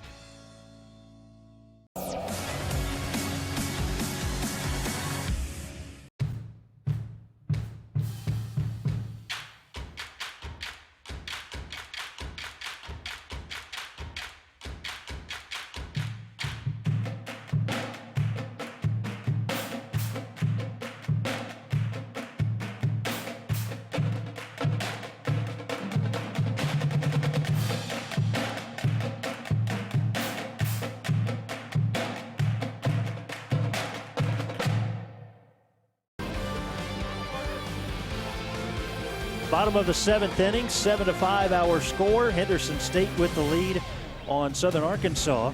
Should have an opportunity to tell you a little bit more about Mackenzie Larson this inning, the closer for Southern Arkansas. First pitch is in there for a strike to Jones, Parker Jones, Colton Kaufman, and Joe Myers in the inning.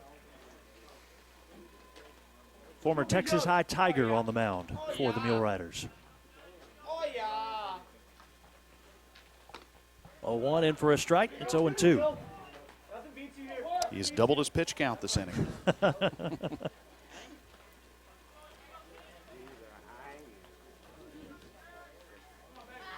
Jones struck out swinging in the first inning as he fouls that one into the Henderson State dugout. Grounded out 5-3 in the fourth, and then that is where I lost track on my score sheet of what happened in the 5th inning. The wild play all around the diamond. Here we go.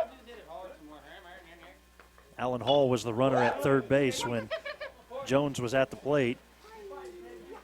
And on the hit, Hall broke towards home, and then a couple of runners on base at the time for Henderson State. They were able to get an out on the play, but then after that, Kaufman had the single that brought in a couple of runs. 2 important runs right now. 0-2 pitch, hard hit ball to left. A base hit for Henderson State to start the bottom of the 7th inning, Parker Jones. Parker Jones now, the hit streak has extended to 14 consecutive games.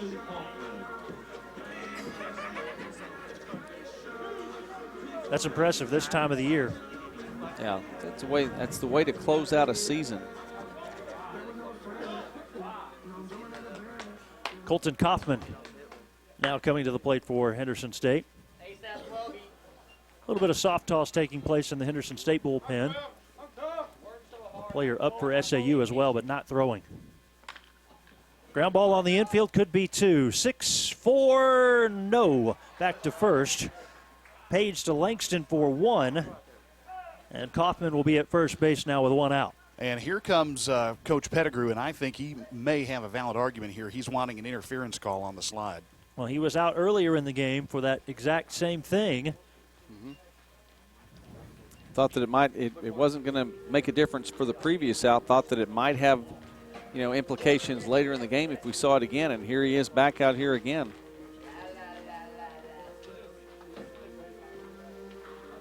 And I agree. I think there's a little bit of justification for him being upset. Wasted little time coming out of the dugout. Does not look like his argument will be successful. So we will have a runner at first with 1 out. That's Kaufman. Here's Joe Myers to the plate. Right now. Myers reaching base safely his last 2 times at the plate. Walked in the 5th inning. Singled in the 4th. He also scored in both of those innings. Grounded out in the 2nd inning. Officially 1 for 2 with 2 runs scored. Myers showed the bunt there for a moment. Takes inside for ball 1.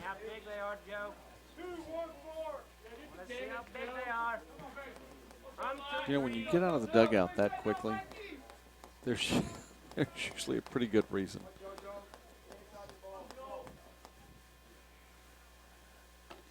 One 0 to Myers on the corner for a strike. 1-1.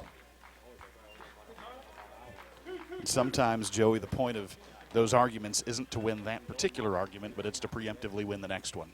Well, yeah, and I thought that was the case back in the early going of this game. And I guess the second one wasn't successful. Will there be a third? Myers fouls it back, 1-2. Let us win that gator tail. Hey, go Mees! Hey, no better time. We just had an absolutely beautiful day for baseball. Chamber of Commerce Day. That's right. After yesterday rained out the entire day, that one fouled back. It'll stay a ball and 2 strikes. Larson seemed to lose his footing as he let go of that one. You see he's trying to check his landing spot on the mound. He's got a very unconventional delivery. Steps wide of the rubber. And we noticed a tear in the turf near the pitcher's rubber on the mound there. That one called strike 3. Larson strikes out Joe Myers. We get a good look at that right now. That's not affecting Larson's delivery as he steps more towards the third base side when he delivers. So 2 down in the bottom of the 7th. Runner at first. Henderson State leads Southern Arkansas 7-5. Nolan Ryan coming to the plate.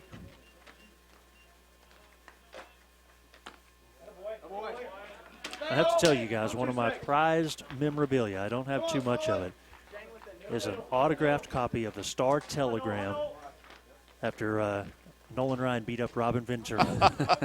That's one of my favorite memories.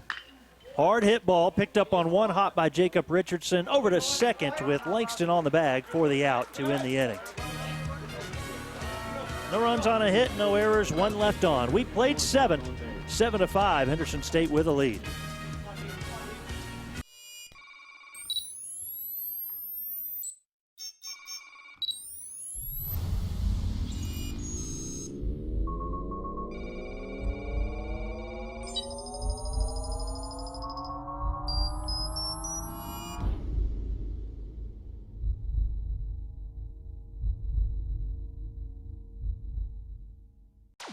Hi, Connor here to show you around SWOSU and why we love it here. Well, your friends are more like family.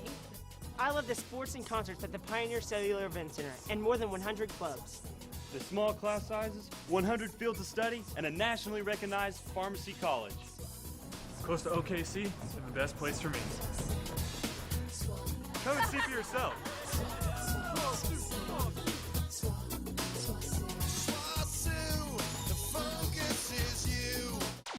I knew that Arkansas Tech would help me stand out from the crowd. But I didn't know I'd be standing out in front of the crowd. I knew I wanted to be a part of Greek life. But I didn't know Tech would change my life. I knew Tech would help me become a leader. But I didn't know Tech would lead me to graduate school. I knew my art professors had years of experience, but I didn't know that I would get real-world experience before graduation. It's easy to see why more than 12,000 students choose Tech. Come take a tour of campus and discover what else you don't know about Tech.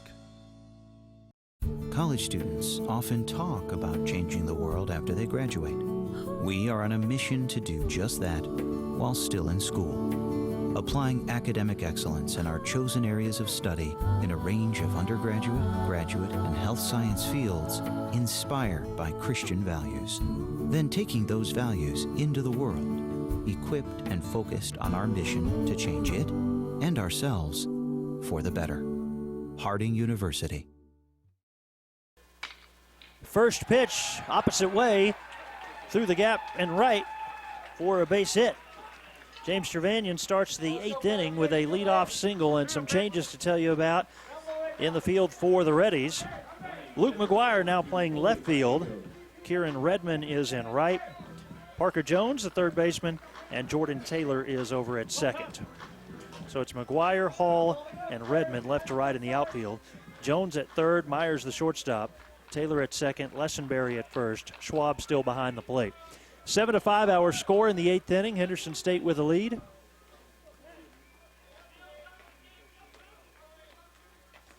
And Corey Gallegos at the plate. Singled his last time up. And time called.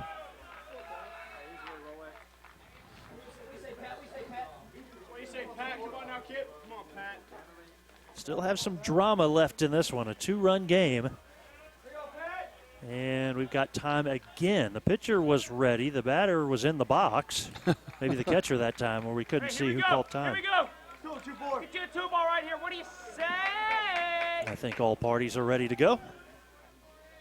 Gallegos 1 for 3. Take high and outside for a ball, 1-0. Yeah, Gallegos got his first hit in 3 tournament games dating back to the opening round. Got that back in the 5th inning, a single.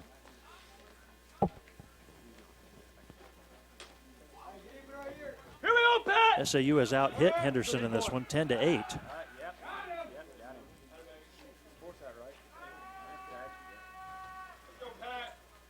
go, Blake.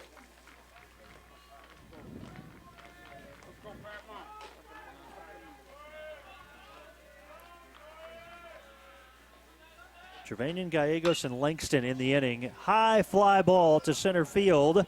Hall, one step in front of the warning track. Alan Hall reels it in on a long out. Michael, he just got a little bit underneath that one, missed hitting that one out. And we got the tying run coming to the plate with that leadoff single there, so that could have very well tied the game up a moment ago. Here's Josie Langston. Sac fly RBI in the 6th. Struck out in the 4th and walked in the 2nd. 9-game hitting streak, 9 for 24 during the stretch. SAU going against the Henderson State closer, Blake Patterson.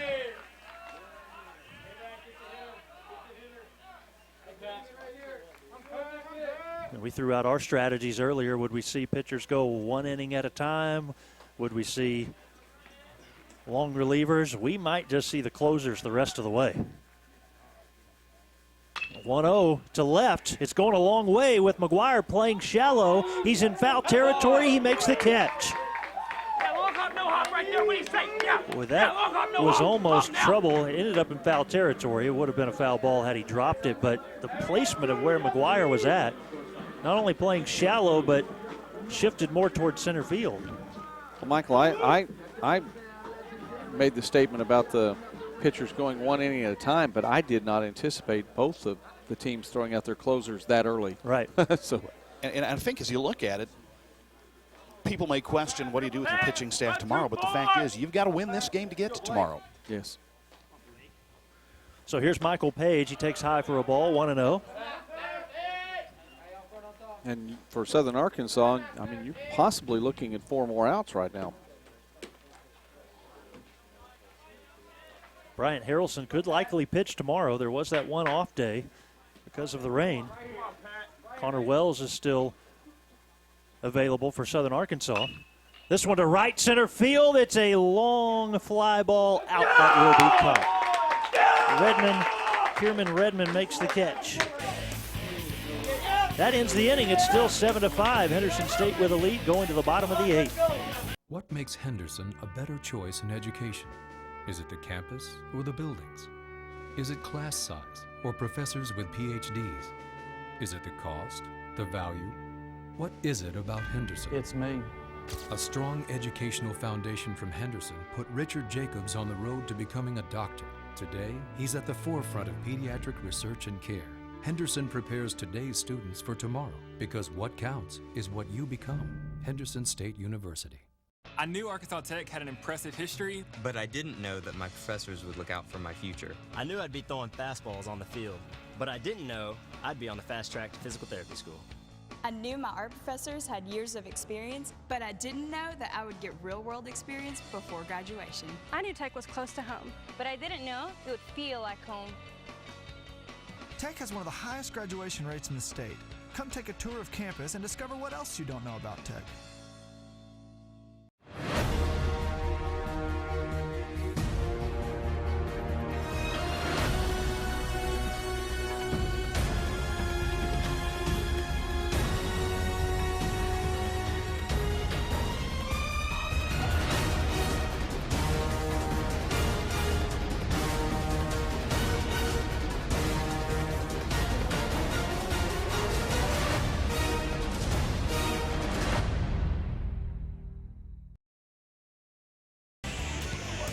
We'll see Kieran Redmond at the plate for the first time in this contest as he just came into the game last half inning on defense against Mackenzie Larson. 7-5, Henderson State leads Southern Arkansas. Now Redmond 1 for 1 for the tournament. Oh, that was a home run. That's right. 1-0 misses inside, 2-0. That's how you come in and make an impact. And that was against Southern Arkansas on Thursday, Indeed. late in the game.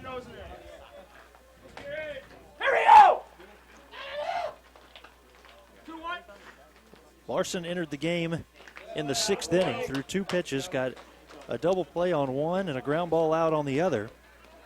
And then in the 7th inning allowed a leadoff single, but then retired the next 3.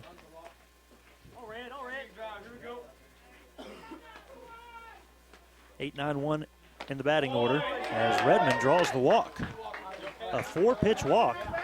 for Redmond to reach base in the bottom of the 8th. Come, baby! And Brenton Schwab, the catcher, coming to bat. Looking ahead to the 9th inning, it'll be the top 3 in the lineup for SAU, Hall, Rucker, and Fontenot, so don't go away, everybody. I don't know that I'd be surprised to see him put one down here to try to move the runner over. There you go. Looks like that's what he was going to try to do. Pitch was called a strike. And as you look at SAU, they're playing back. Third baseman Richardson is back behind the bag now. He's come in a little bit. And Schwab looks at the play, batting 169 on the season. I think that's a wise decision if he could lay something down here. 0 for 2 in this one. Reached base in the 6th on a walk. Showing bunt all the way this time, and he's hit. Hit by the pitch. And a very slow walk to first. Tried to get out of the way of that one. He moved quickly.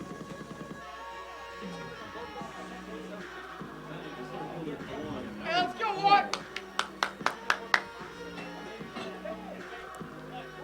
Got a little bit dangerous there. First and second, the runners for Henderson State. Well, he didn't have to give up the out, but he had to give up his body there. Yikes. Coach Pettigrew out of the dugout for a discussion. Well, you go back and you might remember, gentlemen, earlier in the day, much earlier in the day, when Rucker for Southern Arkansas was hit by a pitch, and it was, there wasn't that much to it. It was grazed at best. At best. Now here's Allen Hall. He lays down the bunt. Larson fields, hesitates, and throws to first. It goes all the way to right field. Fontenot couldn't hold on to it. Kieran Redmond scores. Here comes the throw. The second runner slides in, and he is out. Schwab is out. A run is in. Redmond scores, making it 8-5 Henderson State. Well, Larson just waited too long to make that throw. He thought about it and finally threw it, and it was well beyond the reach. And while that error is costly and that it allows a run to score, give credit to Rucker out in right field for throwing a dart to home plate to stop the second run from scoring. Yes. It was a heads-up play. Rucker did a great job and got over there. Not only got the throw there, he got over there quickly to pick it up. But that just too much thinking by Larson. Redmond in, Schwab out at the plate. Hall advances to second base. We have one out in the inning, runner in scoring position. Adam Anderson out of the dugout to talk to his pitcher to slow things down for just a moment here. Mackenzie Larson and Corey Gallegos on the mound. And it brings Hayden Lessenberry to the plate. That's a huge run here in the bottom of the 8th inning. Lessenberry grounded into a double play in the 6th. Walked and scored a run in the 5th. Ground out in the 3rd and reached on a fielder's choice in the 1st. Lessenberry still with an 8-game hitting streak. 0 for 3 in this one.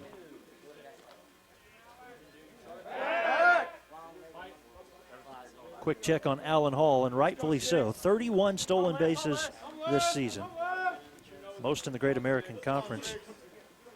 His team at the end of the regular season had 66 stolen bases, also most in the GAC.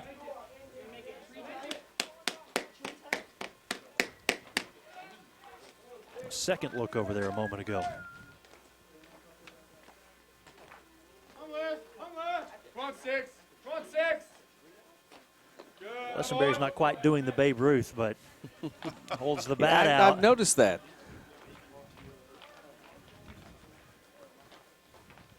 Here it is right there. Or maybe he is. I don't know. Check swing foul for a strike, 1-1. You're a senior for like Lessenberry when you've been around for seems like a decade. You're closing down your career. I don't think it hurts to point. I know that's not what he's doing, but if he was, there are worse things. Maybe he's trying to line up a putt. I don't know. 1-1. Caught by Mackenzie Larson, and they have the runner Hall in a rundown. Larson runs into his own man. The tag was applied. He was already out, and now we've got some action. Corey Gallegos, the catcher, comes charging in as Hall gave a little bit of a shove, and he's going to stand at third, so fielder's interference, and Hall is going to be given third base. Wow. Come, JT, let's go!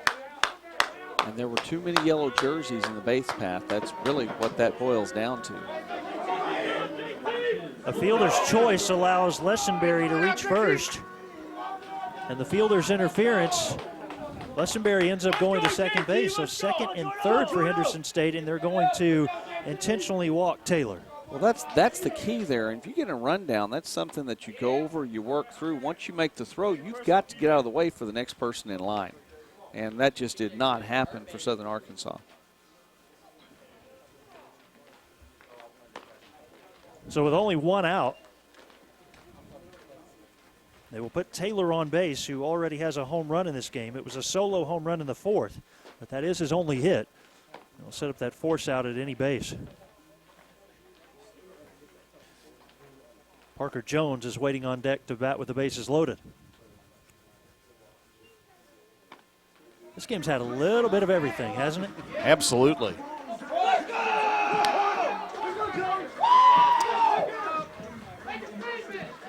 Now, there's a saying about people, Michael, who have paid for an entire seat. Yes, there is. And in games that are filled with so much drama, if you paid for the entire seat, you're wasting your money because you only need the edge of it. Got a lot of drama in this one. 8-5, Henderson State leads. Let's go, Parker, you go. SAU will be looking for the double play instead of the infield being drawn in to cut off the run at home. That one's a strike. Now, Joey, that's set up for Michael on that line. I think that was kind of a batting practice fastball I threw to you there. We're playing baseball, but that was a softball for sure. Hope I did my part. That wasn't an Autumn Hume softball for sure. No. Well played. Here we go, Sticks. Hall the runner at third, Lessenberry at second, Taylor at first. 0-1. Popped up on the infield. It's going to bounce. A bare hand throw home. Gets past the catcher Gallegos. Henderson State's Allen Hall scores. It is 9-5. Langston tried to make the throw. The bare hand in time. The throw arrived. Fielder's choice for Parker Jones with a throwing error that scores Hall. Well, it remains to be seen yet whether or not 7 runs is enough, but Henderson State not happy with 7 runs. They've pushed it a little farther in this inning. Well, these runs are certainly good insurance for the Reddies. 2 here in the bottom of the 8th to lead 9-5. Colton Kaufman at the plate. Kaufman takes down the middle for a strike. Base is still loaded for Henderson State. Let's go, Call. Let's go, 12. And nobody warming up in the SAU bullpen. Let's go. 0-1, also a strike. It's 0-2. Now, I wouldn't be surprised to see someone in there possibly in the top half of the 9th, but I think they're going to ride Larson on through. 12. Kaufman with 1 hit, a single and a run scored in the 5th inning. Behind in the count, the 0-2 from Larson. Swung on and missed, strike 3. Second out of the inning. Let's go, Joe. Come on, Joe. Kaufman actually stepped back to take a swing at that. That one fooled him. But and you mentioned this a little bit earlier, Paul. I mean, just that sidearm with the velocity that Larson has, that's tough on these right-handed batters. Absolutely. It's just such a awkward release point standing in that right-hander's batter's box. Joe Myers at the plate, fouls it back, strike 1.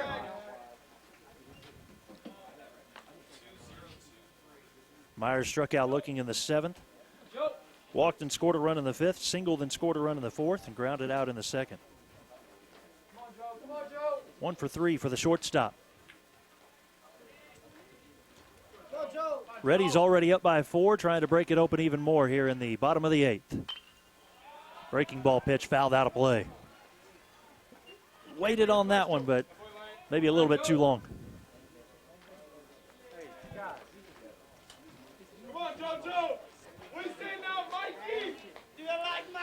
SAU playing deep in the outfield. They don't want to let any balls get behind them.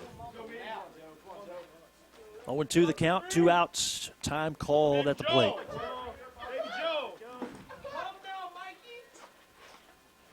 Henderson State has now scored 22 runs in 2 games against SAU here in the tournament. 0-2 delivery misses outside. A good backhand grab from Gallegos. I could be wrong on this one. I think Larson's allowed only one thing out of the infield, one hit that went out of the infield. Now, there have been some throws that have gone out of the infield, but you've seen a lot of ground balls, and a little bloop that barely made it over to Langston a while ago. Inning started with a walk and a hit batter.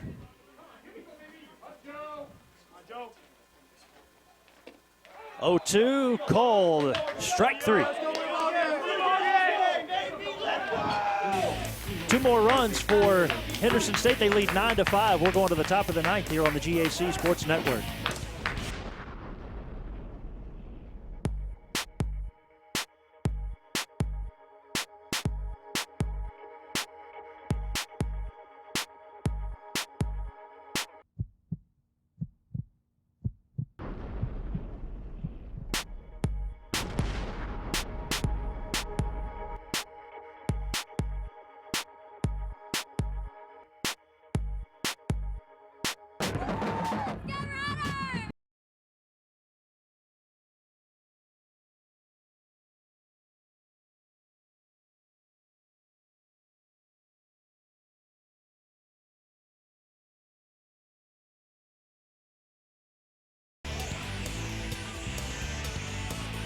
Nine to 5 in the 9th inning. Henderson State leads Southern Arkansas. They added 2 more runs in the 8th inning to give themselves a little bit of a cushion here.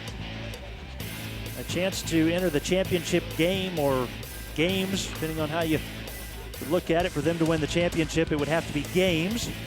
But either way, a chance to play on Sunday is 3 outs away for the Reddies. And you talk about the run totals for Henderson State in the last 2 games against Southern Arkansas. There's only been one other team to score that many runs against the Mule Riders this season, and that is the team that waits for the winner of this game tomorrow. Arkansas Monticello. They are 2-0 here in the tournament. Blake Hall, Trevor Rucker, and Mark Fontenot. It will not be easy for Blake Patterson. Go, Blake. Come on, Pat, let's go. Patterson looking for that 3-inning save as he entered the game in the 7th and has already pitched 2 innings, giving up just 2 hits, striking out 3. Including Trevor Rucker. That was the first batter he faced. Up high, and it's 2-0. Remember, we had the defensive changes for Henderson last inning, so several new players out there having to adjust to getting some game time here late. 2-0 on the corner for a strike, 2-1. Now 22 runs here in the tournament for Henderson State against SAU. In the 4 regular season matchups, they only scored 19. 2-1, a little check swing foul, making it 2-2.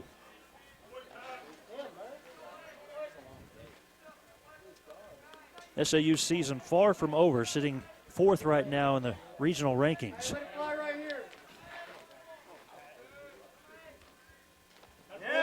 Rucker strikes out swinging. That was Hall. Or sorry, Hall, yep. 4th strikeout for Patterson, and this will bring Rucker to the plate. But Hall struggles in the last 2 games, 1 for 10 in this game and the one prior.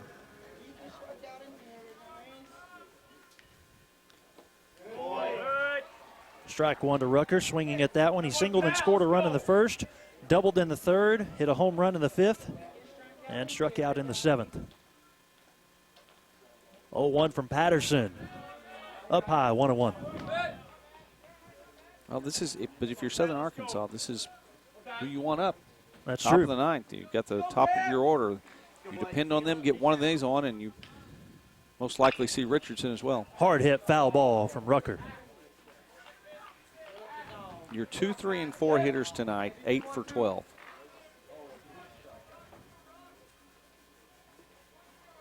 That's been about it for SAU, though. Yeah, it really is. 2 hits from the other 6 batters.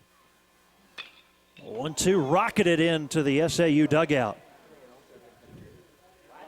Haven't seen that many ducks since I was on the SAU pond out in Magnolia last year.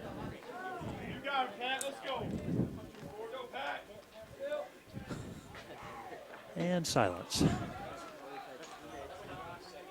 1-2 to Rucker. Foul back again. Sorry, Michael, but there have been more crickets that have come to this press box that have made appearances during the jokes. But the SAU fans watching were laughing because they know about all the ducks. I'm a bass player, so I'm not going to give you the old drummer's rim shot on that one. All right, strike 3. Wow. Now Rucker strikes out. Patterson has struck out 5 in 2 2/3. SAU is down to their final out.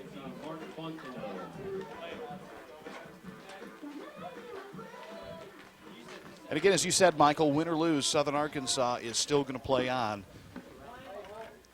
Highly favored to make a regional. Absolutely. This one fouled out of play. Does make for an interesting scenario tomorrow. If Henderson State does go ahead and win here, we have a rematch in the GAC championship. That's right. 0-1 the count to Mark Fontenot. He's 2 for 4. Hard hit ball that will keep the game going. A base hit into right. 2-out single for Mark Fontenot. And if this result holds, what you'll see is the 1 and 2 seeds both eliminated in the semifinals. Exactly. Thinking that same thing. 3 and 4. I think it speaks to the parity in this league. I mean, we've talked about just how high the quality of baseball is in the Great American Conference. And we've got 4 teams that competed on this field this weekend that I think match up very favorably against really anybody in the region. And they have a chance to win. And I think that Southern Arkansas and whoever else from the Great American Conference might make it, I think they definitely have a good chance to go up to whether it's Emporia or Mankato and make a statement. Agreed. 0-1 the count to Jacob Richardson. Actually, the first pitch here to Richardson. That one up high for a ball. 1-0. Richardson 2 singles and a double. He struck out back in the 5th inning. He's 3 for 4.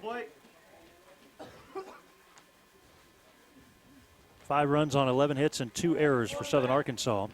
Right now, Henderson State, 9 runs, 8 hits, 1 error. 1-0 to Richardson from Patterson. High fly ball to right, and that's going to go out of play. Lots of youngsters down the right field line chasing that ball. You know, we watched Lessenberry come over and was able from first base to third in an earlier game, receive a throw in from left field. From first base, made the tag at third. So we know he has some wheels, too. 1-1, ground ball on the infield. Picked up by Taylor over to first. And Henderson State will play on the championship day for the 3rd year in a row. 9-5, they defeat Southern Arkansas. Just a tremendous outing by Henderson State. They have put together a couple quality games against the Mule Riders, and we will see a 3-4 matchup here at Clydeberry Field between the Reddies and the Bullweavers. Really pleased with the Henderson State pitching from Hunt to get it started and on through. The Henderson State pitching did a fantastic job this evening. They absolutely did. Final line score, 5 runs on 11 hits, 2 errors for Southern Arkansas. For Henderson State, 9 runs on 8 hits and 1 error. Gentlemen, this has been fun. For Joey McWilliams and Paul Smith, I'm Michael Westbrook. So long from Clydeberry Field on the campus of Henderson State University.